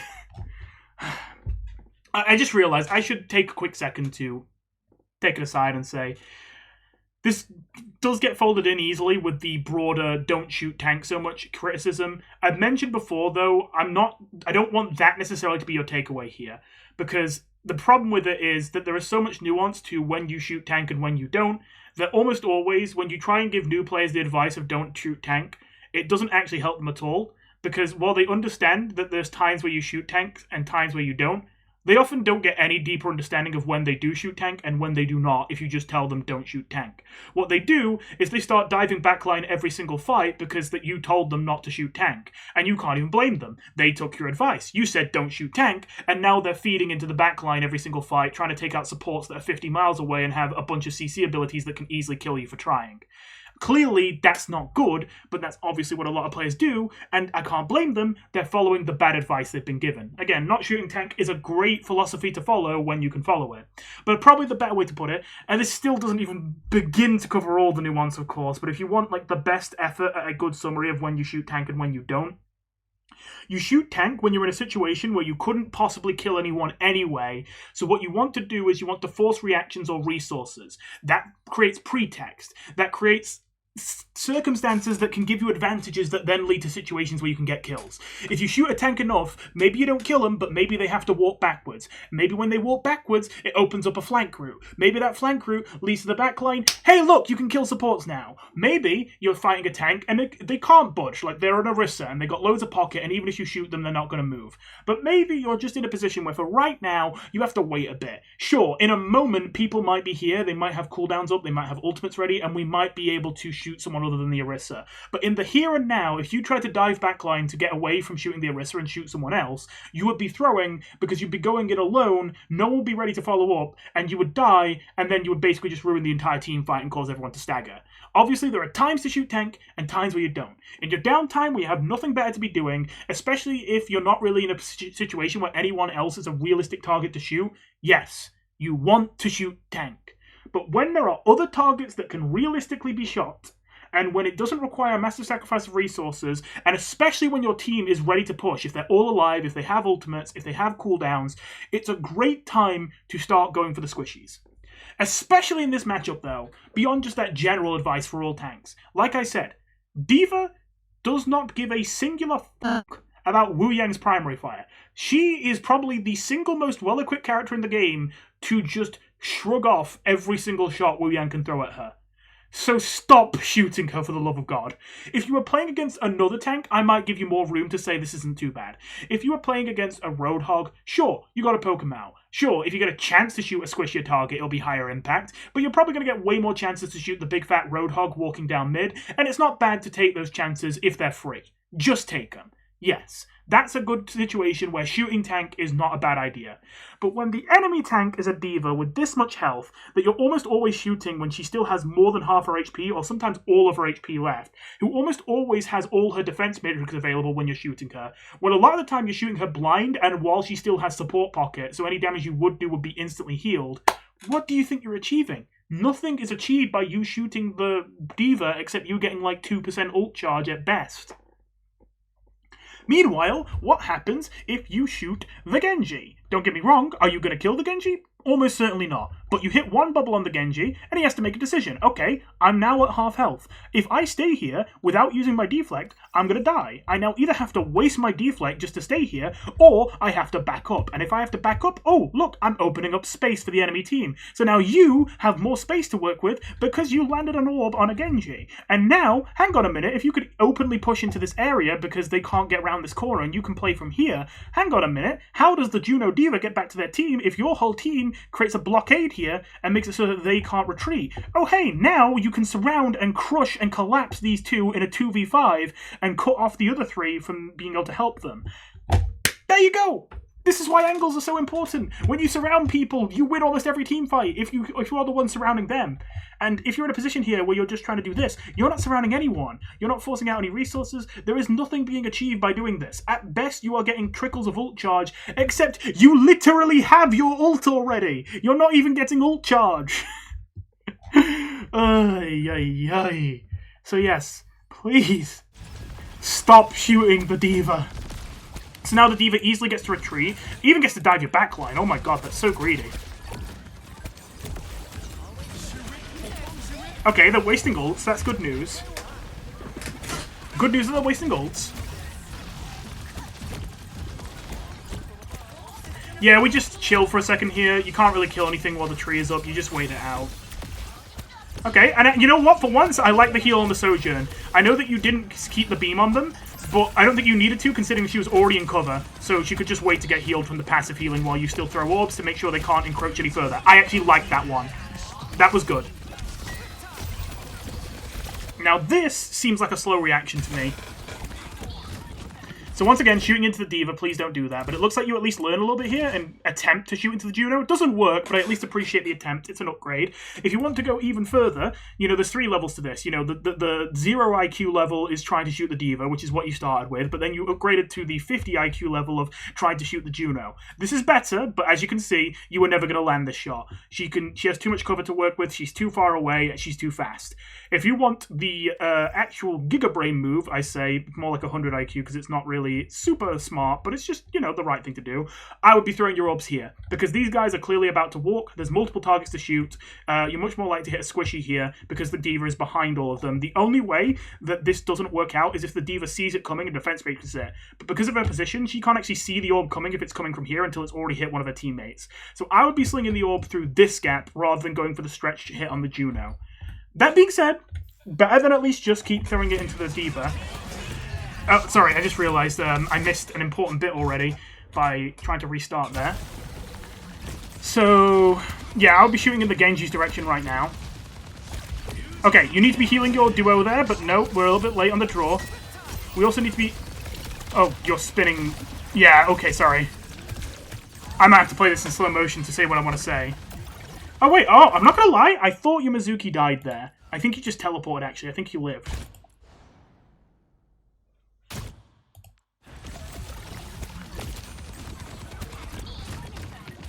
So, they pop Blade. Yeah, he dashes on the Mizuki and he pops Blade. You obviously want to be heal beaming your Mizuki right now, but I already mentioned that. You can already see that. You're a bit late to react.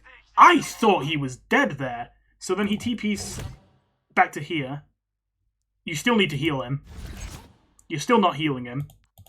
Now you're a bit distracted because you've taken too long to react to that and too long to consider that you need to heal your duo, that now the Genji's in your face. I would still try and heal him personally, but, you know, I at least sympathize here.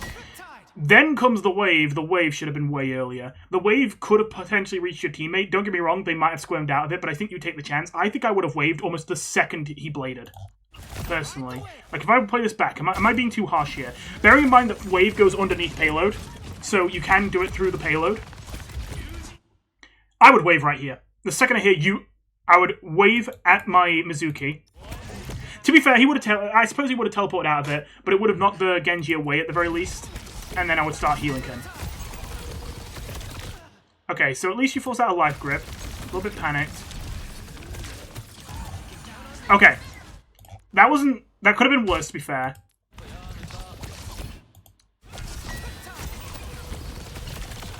And I will say, actually, you know what? I'll give some credit. The rushing torrent there was patient. You waited until the last moment to use it, and that's good. I do like that. The life grip is unfortunate. Here, the small thing. I think that if you weren't panicked, you would have hit this. Because where do you think this Genji wants to go right now? Put yourself in his shoes. Where does this Genji want to go right now? Sure, he's had Blade, but it's about to run out. He's low on HP. He just got life grip back, and he's not going to be able to land another slash. Where do you think this Genji wants to go right now? Here, right? I mean, this health pack isn't even here, but even if it was, he'd probably go here and then get the health pack. So, if you steer that orb further around the corner, you get the kill. But it looks like you panic and you just see a slight movement to the other way, and then you just, yeah, you throw it at the wall. Now, again, understandable that you missed that, but I'm saying personally, maybe I've got a little too much faith. I think that if you're not panicked here, and not like spinning around, what's going on? I think you hit that. I think if you had the clear mind to go, oh, the Genji's running this way because they want to use that pillar as cover, you would be able to steer that bubble around the corner and land the shot and kill them. But that's fine. We missed that. It's fine. Now, we still have our ultimate.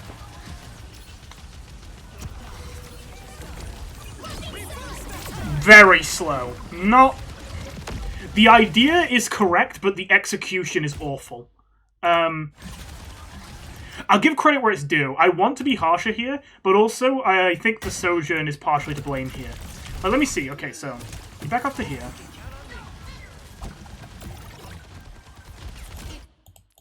Yeah, the Sojourn is split from everyone else. She kind of has to split at least a little bit to get an angle to actually use her ultimate here, but she is a little bit too split, especially if she expects any help right now. So she gets jumped on by the Genji. You do need to use rushing torrent. Oh wait, it's on cooldown. Now you have it. You need to, this very second, you need to be using rushing torrent to run over to your Sojourn and save her.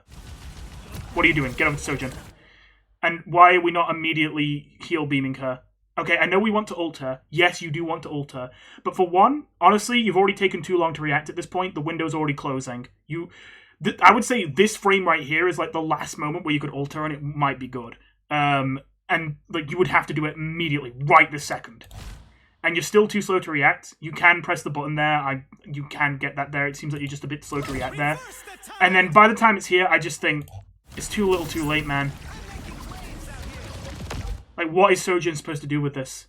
Like, let me watch this back from her perspective again. I'm not saying your Sojourn's doing perfect here. Your Sojourn is getting a little bit eager, expecting a bunch of help when in this position, especially considering that one of her supports is low and running to safety, and one of the supports is hiding way back in spawn. But look how juicy this would be if you did... Oh! She actually did get a kill on Genji. She does kind of need to hit a shot, but, you know... It's plat. So yeah, she gets the Genji. So already, she should have died here, but she actually got the Genji. And the D.Va really should have killed her. It's a miracle if she doesn't. But like, look how juicy this is right now. You know? And even if we go back before this, if we go to when he first pops the ult, look at how juicy this is. Both supports. Clear line of sight. No cover. If they right-click right now, they delete Juno. Obviously, they don't. They wait too long and then they miss, and then they panic. Thankfully, they at least get the Genji, as I say. But just think if they have Tidal Blast right now. They can stay on this angle, they can murder both supports, and then they can also use their slide to chase down the Genji and stun them, or chase down the D.Va and stun them. But you give them Tidal Blast not only once the Orbital Ray is already down, and once the ultimate is no longer in a position to get value, because the supports now have cover, and now have D.Va to defense matrix them, because they've managed to reach it, but also now that they don't have slide, how do they get people with the Tidal Blast? They just have to disengage. You gotta have better timing than that. In this position, you want to be ulting her the second that she used ult, and if you can't do that, you need it to be faster than that, and then if you can't be that fast, you just have to go, okay, I'm not gonna ult then. I'm gonna have to chill for a second, and I only ult if the Sojourn gets critical and she needs it to live. Heal, heal, oh my god, man, heal. Heal your Sojourn. Heal your Sojourn! Are you... No! Come on, you're better than this. You're better than this. You can see the Sojourn. You can see they're critical. Why can you not heal them?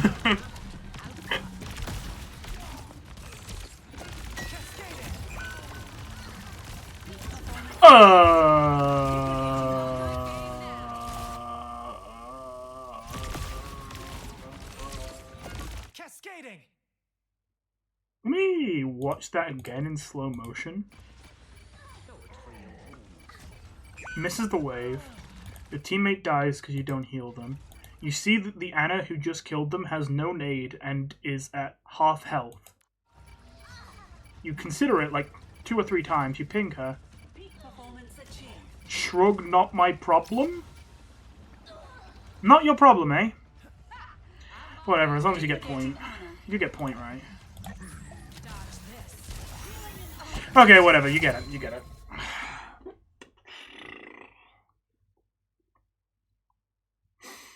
I really don't want to be that mean, but like...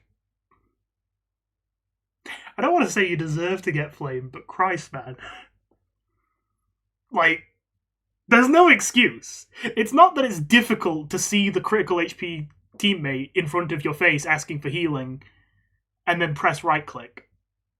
You're capable of that. It just seems like you don't want to do it. I mean, obviously, hopefully you'll improve this, but like, Christ.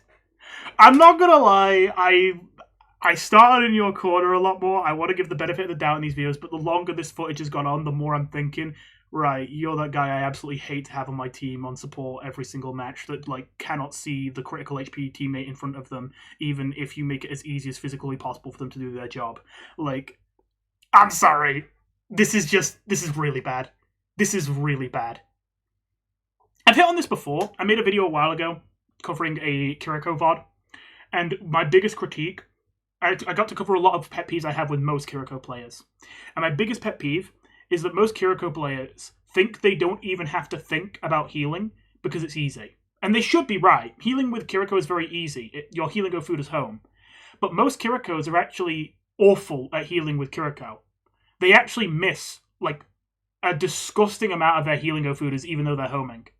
And it's not because they're not capable of hitting them. It's because they put absolutely zero mental energy or effort into actually aiming them. They think, oh, well, they're homing anyway, and they don't even notice when they're not even hitting them.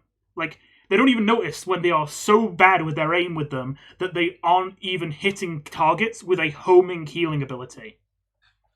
In fact, in the video I covered a gold Kiriko who quite literally missed 70% of their healing Ofudas for the entire game, and 10% of them that hit were on full HP targets that didn't need healing, meaning they actually only healed 20% of the Ofudas they even threw all game, which was not a lot even to begin with. That being said, when they were actually put into moments where they had to hit fast-moving, difficult targets, they actually were better.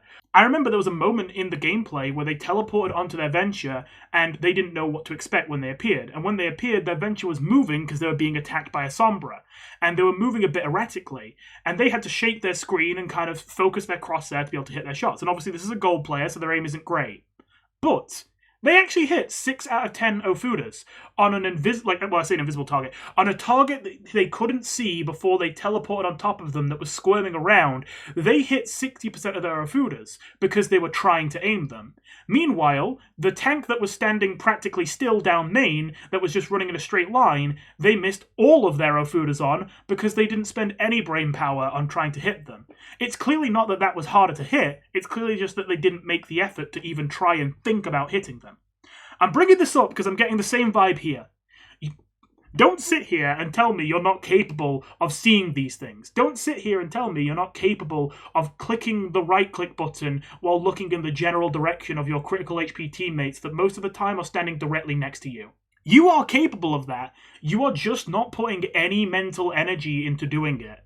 I must admit, this is not something I can relate to super well. I've never particularly had a problem with healing people that need healing in Overwatch. Maybe way back when I first started, all the way back in 2016, I maybe had the problem but didn't realize. So it's a little bit hard for me to give advice since it's hard to speak from experience when if I ever even did have this problem, it would have been so long ago, a lot of the advice would probably not relate as well. So at the end of the day, I will say just try whatever works for you in terms of getting you to actually notice and pay attention to your teammates when they're critical HP. But I think what might be best is, to be fair, I do have a problem sometimes with these videos. I'm trying to work on this now. Because I love overanalyzing Overwatch and going into every little last detail why something works or something doesn't, sometimes I can run into the issue of I maybe don't give the best coaching, not necessarily because what I'm saying is wrong, but because I give a scattershot of everything wrong when it might be more effective if I just focused in on the one thing. I admit I take some cues from Spylo as well, and I remember him mentioning something which basically put into words something I was worried that I was messing up with my own little bargain bin coaching series that I'm trying to take to heart, where he's basically saying that tunnel vision is one of the stupidest critiques you can ever have, and to be fair, I never fully disagreed with that, but I also sometimes did use the word as a shorthand, and I'm trying to cut it out. I think I even said tunnel vision at some point in this video. A big reason why is because it's not like when you tell someone who has tunnel vision that they have tunnel vision that they're going to stop having tunnel vision. The reason they have tunnel vision usually is because they are just, frankly, not very good at the game yet. A lot of things that should be automatic because they aren't that difficult require physical brain power, when maybe it shouldn't. Simple things like, I don't know, healing your critical HP DPS standing right next to you that you don't have to even aim your heals on, are something that people drop the ball on because they're getting tunnel visioned. But they're not getting tunnel visioned because they are consciously thinking to themselves the best thing they can possibly do is hyper-focus on one thing and ignore other aspects. It's that they are finding it difficult enough to do each aspect of the game that you need to do all at once, that they can't autopilot any of it. And so, because they have to manually think through every last thing, none of it just comes natural. Of course, that means there's too much to focus on once, and they inevitably miss details. They're gonna miss details no matter how hard they try, if there's too many things to juggle at once, and if you can't do any of it automatically. For that reason, it's probably best for me to just say, for most of the points in this video, you can go in whatever order you want, but I would say it's probably best that rather than you try and do all of this in one game immediately, although, hey, if you can do that, great, it might be better if you just focus on one thing at a time, in terms of the broader critiques I've had of your gameplay in this video, and go at and in each one, just, when you play a game, think, okay, can I work on this one? So, like, I would say the best one to start with is maybe actually heal your critical HP teammates right next to you. It seems like a lot of the time you're just not even mentally registering when you aren't doing that. So as a result, as a follow-up, I would say you should definitely be looking back at your VODs while you're doing this. Every single time you play a game with Wu Yang and you think, I think I did okay healing that game, I want you to watch your gameplay back and look for critical health symbols and see, could I have healed that person? Especially if they're really close to you. Like, I obviously sympathize if someone's on the other side of the map and they're critical health. And you would have to basically, like, cross, like, a death trap to get to them. Obviously, then, you know, don't beat yourself up. But especially when you have situations like this Sojourn who repeatedly you kind of left for dead when they're literally standing right next to you on critical HP and you have no reason you can't heal them, you need to watch this stuff back and check if you're doing that. And if you catch yourself doing that, you got to work on it more. You got to spend more time actively thinking, where are my teammates? Okay, that's where they are. Are they all topped up on health? Okay, yeah, they're all topped up. We're good. Oh, actually, hang on a minute. I heard sound cues. Ooh, what's that? I hear a Genji coming after someone. Well, let me check on who's probably the best dive target for this Genji. It would probably be our hit scan, because the Genji isn't on me, and I'm the support. My other support is even further back than I am, so the Genji couldn't reach them. They must be going after my hit scan, my Sojourn. Oh, would you look at that? The Sojourn is being attacked by the Genji who's on critical HP. Give him the heal beam. So I would probably start by working on that and then build yourself up into other games to consider your positioning once you got that down. Once you're actually in a position where you can more consistently heal your allies and all that, I would start thinking, okay, why am I standing here? Do I have good, like, targets to shoot from this position? Is this a defensible position? Am I likely to die for taking this position? Consider this a little bit more. And don't just sit on low ground or at point in every single competitive game. You know, actually take advantageous positions and try to hold them. And then, once you get a little bit further down the line, you can start focusing on cooldown usage. Like, okay, right, now I can start thinking, when I use Rushing Torrent, am I using it willy-nilly? Are there times where I'm maybe missing out on chances to do better things because I'm using Rushing Torrent, because I'm just scared, even if there's not actually something that's going to kill me, just something scary happens and I hit it, and I don't actually need it? Or am I wasting my wave just because I'm healing someone and I want to do it faster, even though I don't need to, so I just use the wave, and then I die because I don't have wave? and probably last on the list, I would say you can work on your aim. I mean, everyone can always work on your aim. I would say this is... I'm going to be honest. I don't think the Wu Yang game is great. It could be worse, but it's not great. I hate to say this because it sounds so mean. I hope you understand I'm not trying to be mean, but I'm honestly kind of surprised this is plat gameplay. This does look very much like what I would expect out of gold or silver. The aim, at least, looks like high gold, low plat. Everything else is looking like low gold, high silver. But yeah, as I say, one thing at a time, and I would definitely start with just actually looking at your teammates' health bars and being aware of where your teammates are. Now, considering we've got a whole other VOD to go through, I think I'm going to cut this one short here. I feel like I already got the idea. That being said, let's move on to the good game. I probably have less to say about it, but considering we got really harsh at the end here, although I do think it's warranted, I may as well see what a good game looks like for you. Alright then, Samoa. I assume this is also going to be a Wu Yang game. Ready for battle. You're on the other side this time.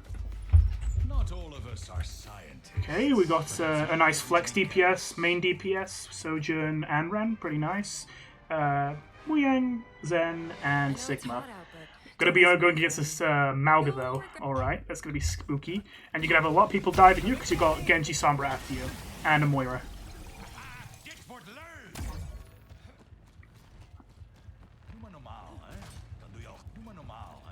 I'll protect you. Someone's looking for a fight.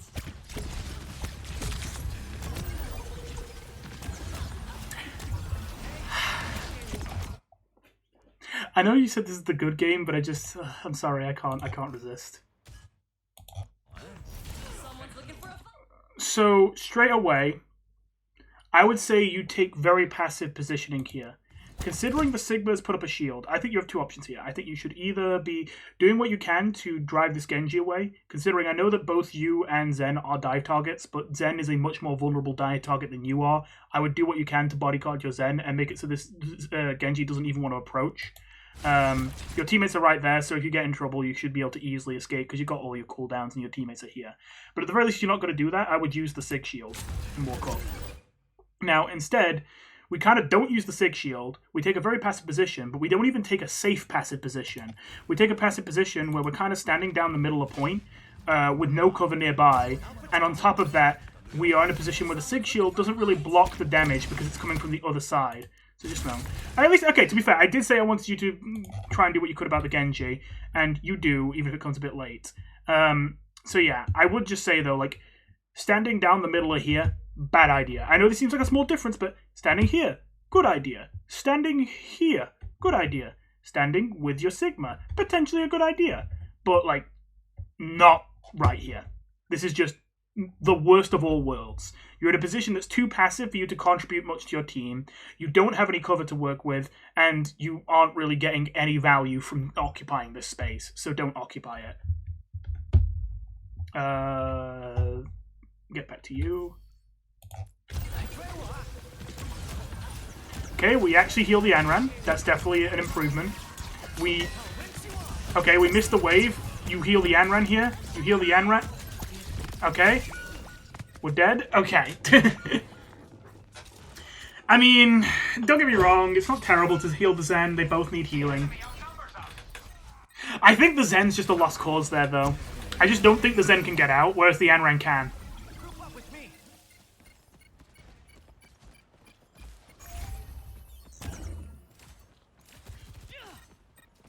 I would say it might be good to take high ground. I held back on that earlier because you would have to split from the team a little bit. But I do think taking the left side high ground would be a good idea for you on Wu Yang here. Especially when you're just waiting for people to come back and you're just setting up. You don't have to be aggressive about it. You know, just take a safe position on high ground, even if you are a little alone. You're not that far from the rest of your team. More defensible spot. You get high ground. You get better angles. Be a good idea. But this isn't terrible. Okay, yeah, good kill on the Moira. Simple, but good. Hey, oh, yeah, hey, yeah, and actually killed the Sombra. That's pretty good. That was a good one.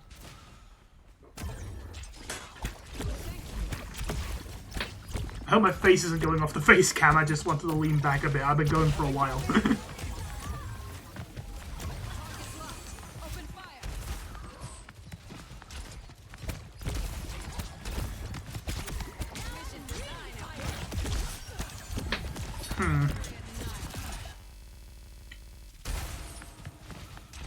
There is a long time of ignoring Genji footsteps and shots again. It is a bit awkward though, because like it's definitely what do you do here as Wu Yang. Everyone else is also ignoring the Genji, which makes it harder for you. It makes your job harder. I think, okay, what I would say is that when the Genji's coming through here, you want to be here. So that when the Genji starts coming through here, they have more distance between you and them, and you have an clearer angle to be able to shoot them without them having cover. And if they decide that they're going to ignore you and run this way to get onto your like other DPS, you can very quickly just use Rushing Tyrant to run over and heal them. Whereas if they decide to come after you, then I would say you could still Rushing Tyrant over to get to people if you need help, but you could also take a nice duel with him where he doesn't have a lot of cover in nearby places, which means that you get to have an advantage and you have a better chance of getting him out. You definitely want to create more distance, I would say. You know, this is actually a good thing, I will say. Like, I've been holding back on this a little because I've been unsure how helpful it would be to say, but I think you do need to hear it. Sometimes it's just kind of you're forced into it, but I think you need to understand as Wu Yang, you definitely don't want to be in up close fights like this if you can help it. So whenever you hear a flanker coming, yeah, I think I actually do need to make a point about this. When you hear a flanker coming, what you want to be doing is you want to do everything you can to make it so that when the flanker has to attack you, they have to attack you from a position where you get to see them as they arrive, so you get to see where they're coming from and anticipate it, and that you can realistically hit an empowered orb on them before they, you know, pounce on you and get in your face. Because once they're in your face, if they have full HP and you haven't lighted a single orb on them, the chances of you surviving from then on out go way down. So I would be very wary of that. I would say, actually, a great example is, to be fair, this is a bit of my interpretation, but a fun fact, when Wu Yang became meta, when he was relatively new, that was also coinciding with Reaper becoming meta. And I think a reason for that is because Reaper is one of the few flankers that the way they attack people is by staying unseen until they pounce on them. And that's tough for Wu Yang. Reaper's a decent Wu Yang counter, believe it or not, because of the fact that you have to see a flanker as Wu Yang before they arrive, and then use the distance that you have to poke them out, so that if they take the engagement, they've already lost half their HP before the fight even begins, and gives you a way better chance of surviving the dive. But if the flanker that's coming after you only gets like into a position where you can fight them, if the flanker just has like full HP and they arrive and you didn't get any preemptive strikes on them, it's just like, oh, you're just dead then. Like, cool, you're just gone. So I think you need to keep that in mind, that on Wu Yang, you're wanting to keep as much distance as possible between you and the flankers whenever you can, and you want to be paying close attention to those sound cues. You did notice that one, you heard the Genji sound cue there, so you can hear it. Oh, that's a good shot from behind as well. Got through the deflect. Oh, we got him. There we go. Much better. Much better. We listened to the sound cue and we figured out where he was going by the footsteps. That was great. I want to see more of that.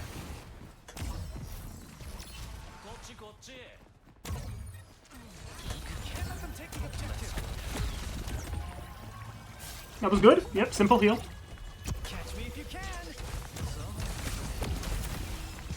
A little bit of poke on the Roadhog. I would say I don't know why you were a bit reluctant there to walk to the Sojin to heal them, but I'm glad you at least healed them. No need for that wave. Watch out for that.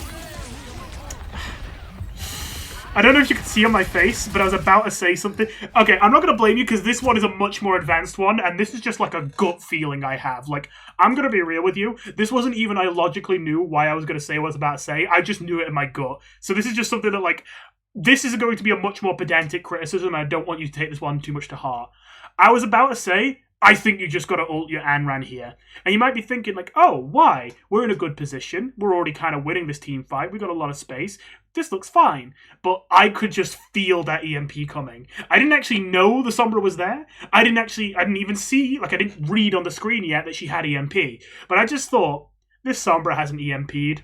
We don't know where she is. We're all standing in a big clump. We're about to get hit with a devastating EMP, and you want to have your ult out before the EMP hits to try and make sure that people live. So I was going to say ult your Anran here to preempt the EMP that's almost certainly about to happen. It'll either make it so it has to happen later when you might be less grouped up and she might get a less juicy EMP, or she might not react in time to the ult and might still EMP and get a bad EMP because your Tidal Blast is in effect and will cancel out the usefulness of it. then the Anran can either choose to chase down the Sombra and kill them, or probably more valuably, be able to charge into the enemy front line and basically completely deny them from pushing. Which, sure, that might not immediately kill the Sombra, but if the Sombra is stuck behind you guys and can't get back to her team, and her team can't walk because the Anran with Tidal Blast is blocking them, then that would make sure that the Sombra is basically stuck in like a 4v1 that she cannot win, and she will die. Even if your ult won't directly do it, it will create the conditions that will make it basically inevitable. Now again, this is a very pedantic critique. This is definitely something that, like, I don't even expect you to logic that out. That is just something that when you played the game long enough, you'll just get a gut feeling. When you're in like a big clump group, when you're playing against the Sombra especially, I mean, not just Sombra, there's a lot of other ults that can have a similar impact, but EMP especially. And you're just like, I haven't seen the Sombra in a while. Ooh, the Sombra hasn't used EMP yet. Ooh, we're kind of giving her the juiciest EMP of all time. We're all just like grouped up. You would have that gut feeling of just like, I might have to rip this ult just before I think the EMP would come in, so that the ult is in effect before the ult would get the EMP would cancel my ability to use it. Now let's see. Do we still get to ult after the EMP, or are we dead? Let's say unnecessary wave. Ooh, okay. We'll say. So, you know what? I'm glad I actually did see this, because there was something I kept thinking of bringing up, but kept thinking, this video is long enough. It might not be that important. I won't bring it up. But I think here's a great example of it, and I need to bring it up. I have to say this almost every single VOD review, but I think I'll say it again. It's still super important. Especially when you're playing a support where you have times where you're supposed to be healing and times where you're supposed to be damaging. You don't want to be trying to shoot people where you don't even know where they are. Like, how do I put this? You know Sombra just EMP'd you, and you know Sombra is probably somewhere behind you. But when I say somewhere behind you, right? Where? You know? There's a lot of places behind you Sombra could be. This is not a very narrow area. It's quite open. Where the hell is the Sombra? You don't know. You just know she's generally behind you. So when you turn around blind and try and throw an orb at a Sombra that you have no idea where she is, you just know she EMP'd. She might even be mid-air still from the hop from the EMP.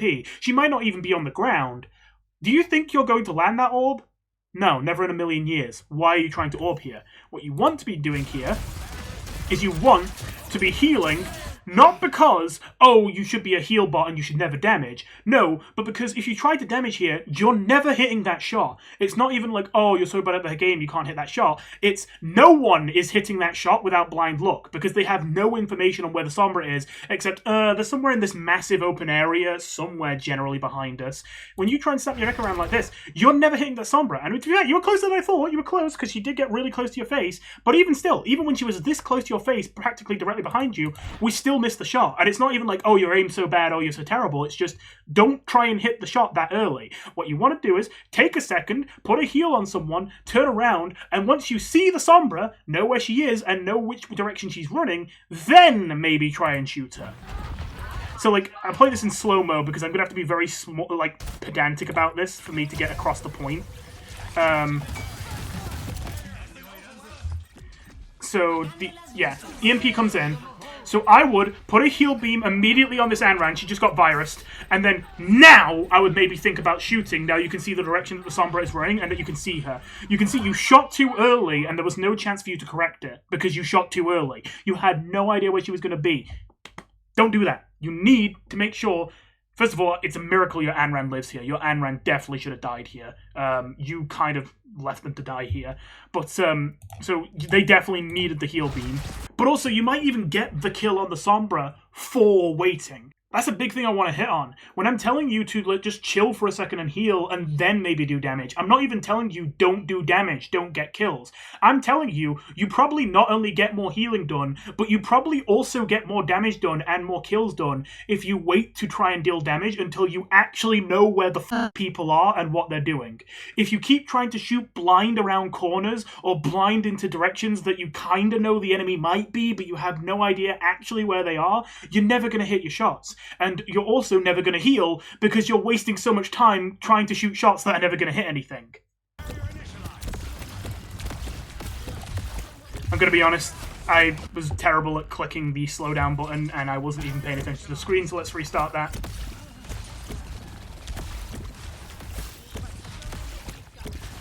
Bit of a passive position and not using cover again, but at the very least not as bad here just because of the map. In fact, let me talk about that briefly.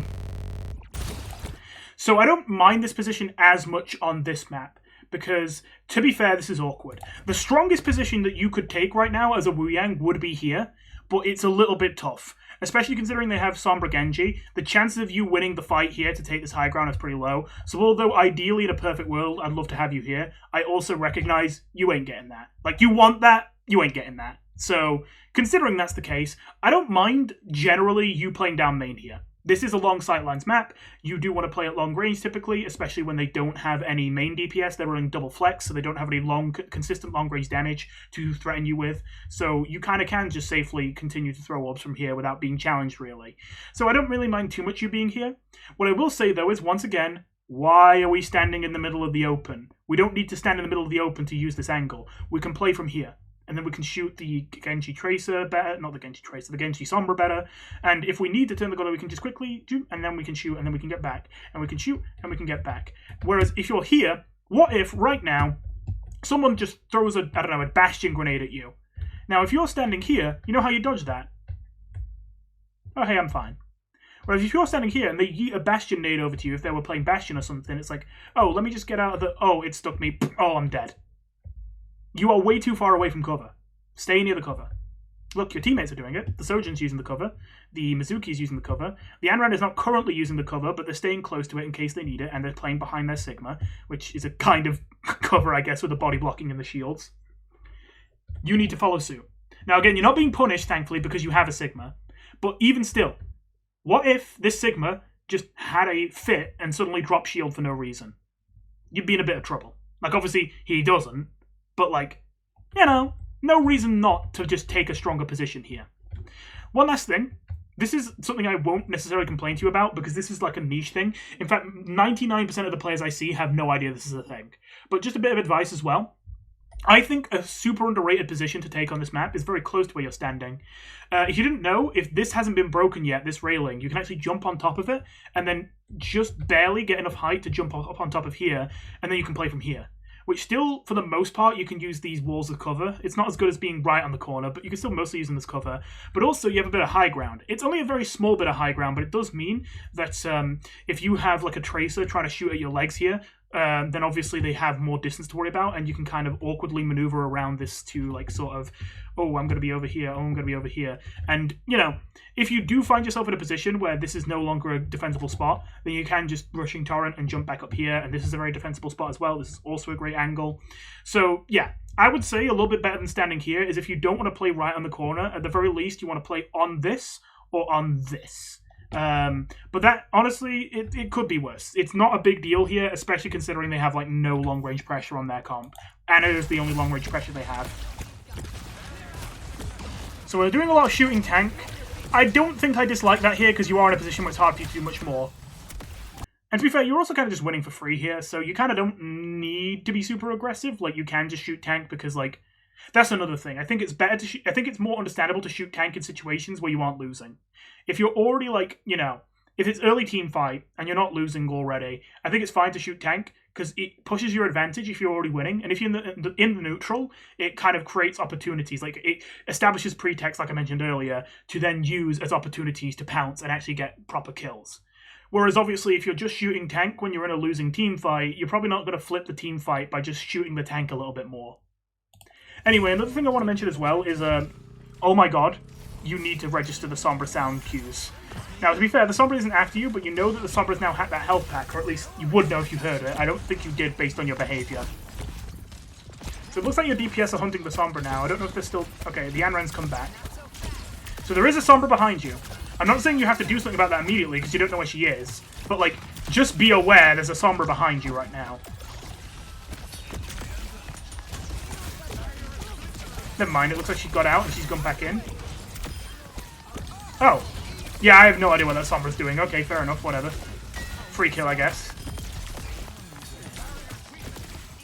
That's a little... That's a little...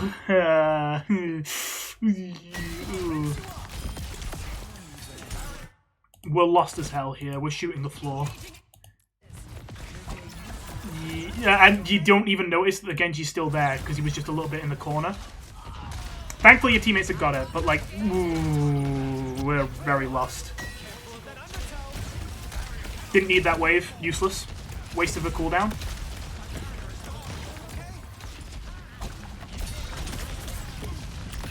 Heal you, Mizuki. Ah. That might have been a bit tough, to be fair. Heal you. Yeah, okay. It's a little tough, but you do have to be quicker than that. You do have to be quicker than that.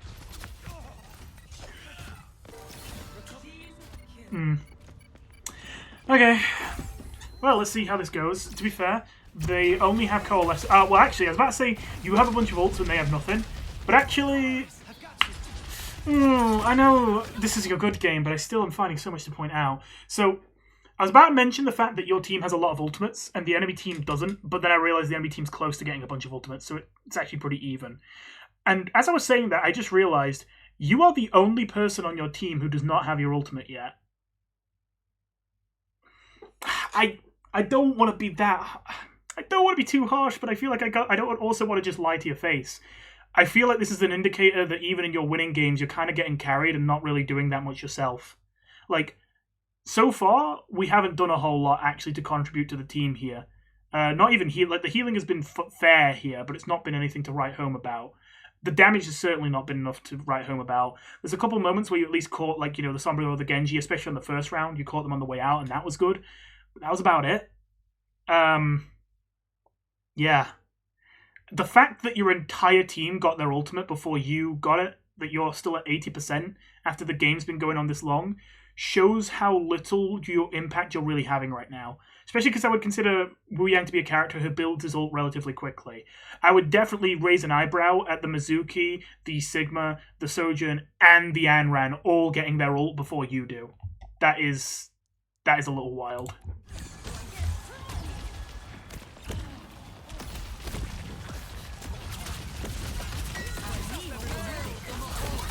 We need to heal the Sojourn. I waited for a second before I said it because I thought maybe you are going to. Maybe you just need a second, but... See, I know they're both low. You wave. Anran is pretty fine, and she also hasn't used mobility yet. Sojourn, used mobility, has nothing left to stay alive with, is lower on HP. Heal the Sojourn. Heal the Sojourn. Heal the Sojourn. I know you're dead too, I know that's tough, but like, you can heal the Sojourn while running away. You don't have to do one or the other.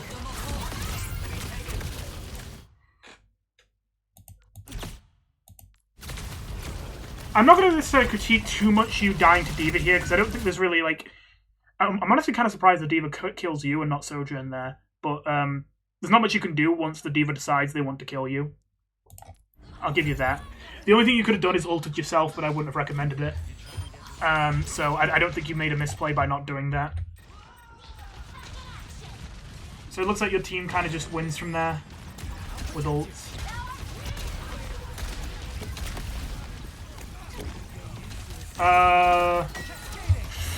Okay, can we talk about that one too? Oh boy, I'm sorry, but we gotta do it. So... Decent shot into the Pharah, it's okay. But then this. I'm going to give a lot of charity here and say, maybe your thought process here was, oh, the Pharah's going to come underneath and come up the jump pad here. And then you'll, like, spin it down. But, like,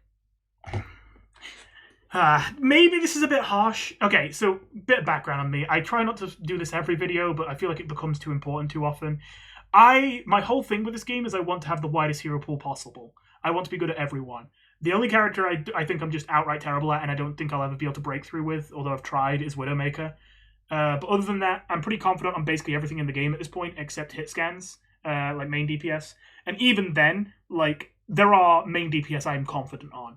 There are some that I'm less confident on, but there are some that I'm more confident on. With that being said, for that reason, it's very easy for me to imagine what I would be doing on a certain character in a certain situation, because I just have a lot of experience on every character in the game for the most part. So maybe this is a bit unfair. But I would say, why the hell would a Pharah be going underneath at this point? Especially that quickly. Like, the only justification I could think is if the Pharah completely disengages to grab this health pack. and then after grabbing this, comes back here, which is already very questionable, and tries to jump up here. I'm just telling you already, this is something they would very likely not want to do, but even if they did want to do that, even if you want to say, like, oh, well, maybe they would have made that decision, if they did want to do that, they would take longer than that to arrive there. So you're shooting too early, and you're also trying to hard predict something that they're not very likely to do in the first place. So, yeah. It just makes way more sense the Pharah does what they do here and just simply backs off. No ult? We don't want to ult? Okay, well, your Anran's dead now. Okay, yeah, I just...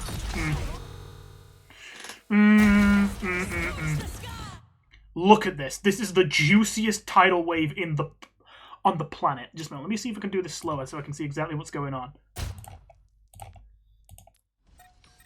So already... Aaron's low, you're healing them good. You go to wave them, but they use their mobility and you miss. They ult.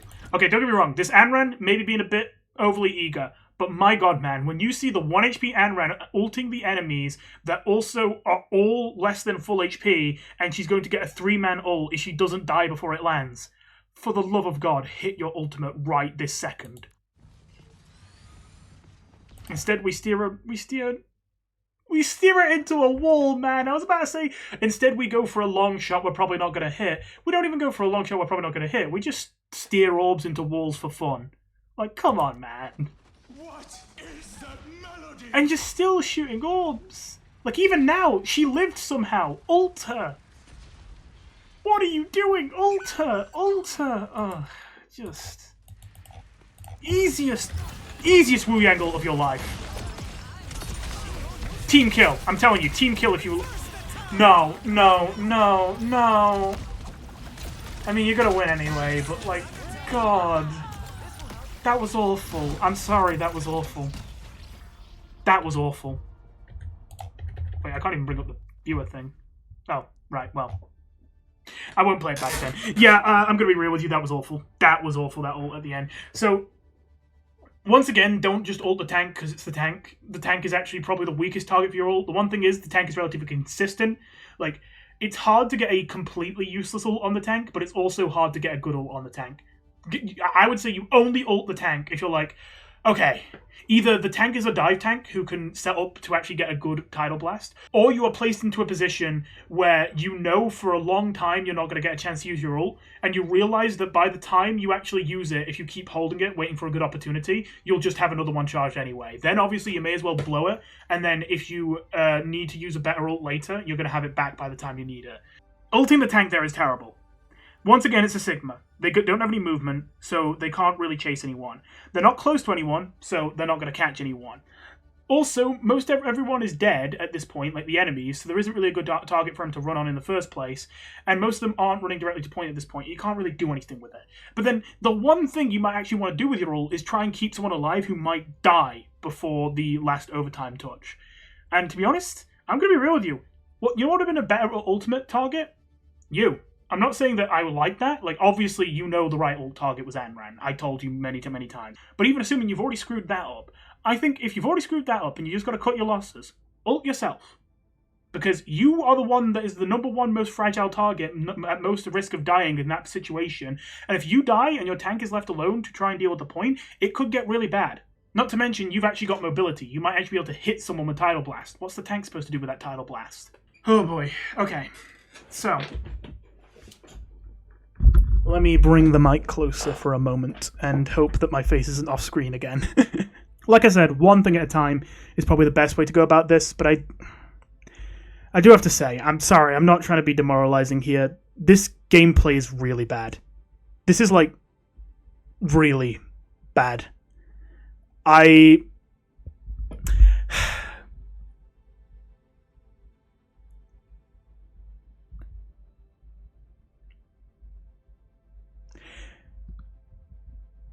It just seems like every team fight, you don't have a plan.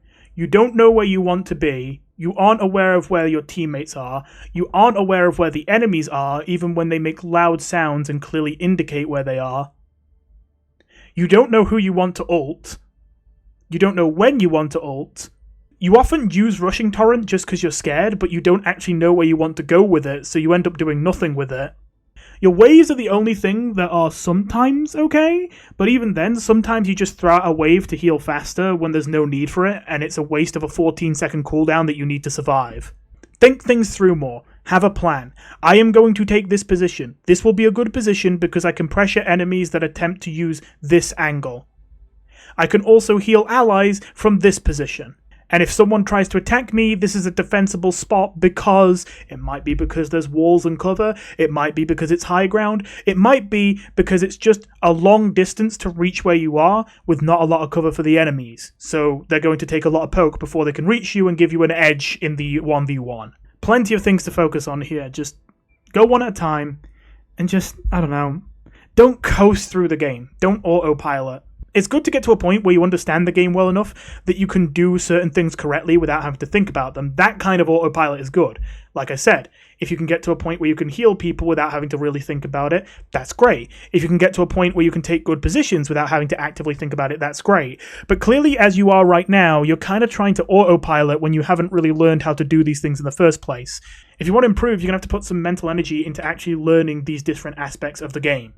Building up good habits so that later down the line you can just autopilot and you can just get these things right without even thinking for the most part. With all that said, thank you for watching and I will see you in the next one. Goodbye.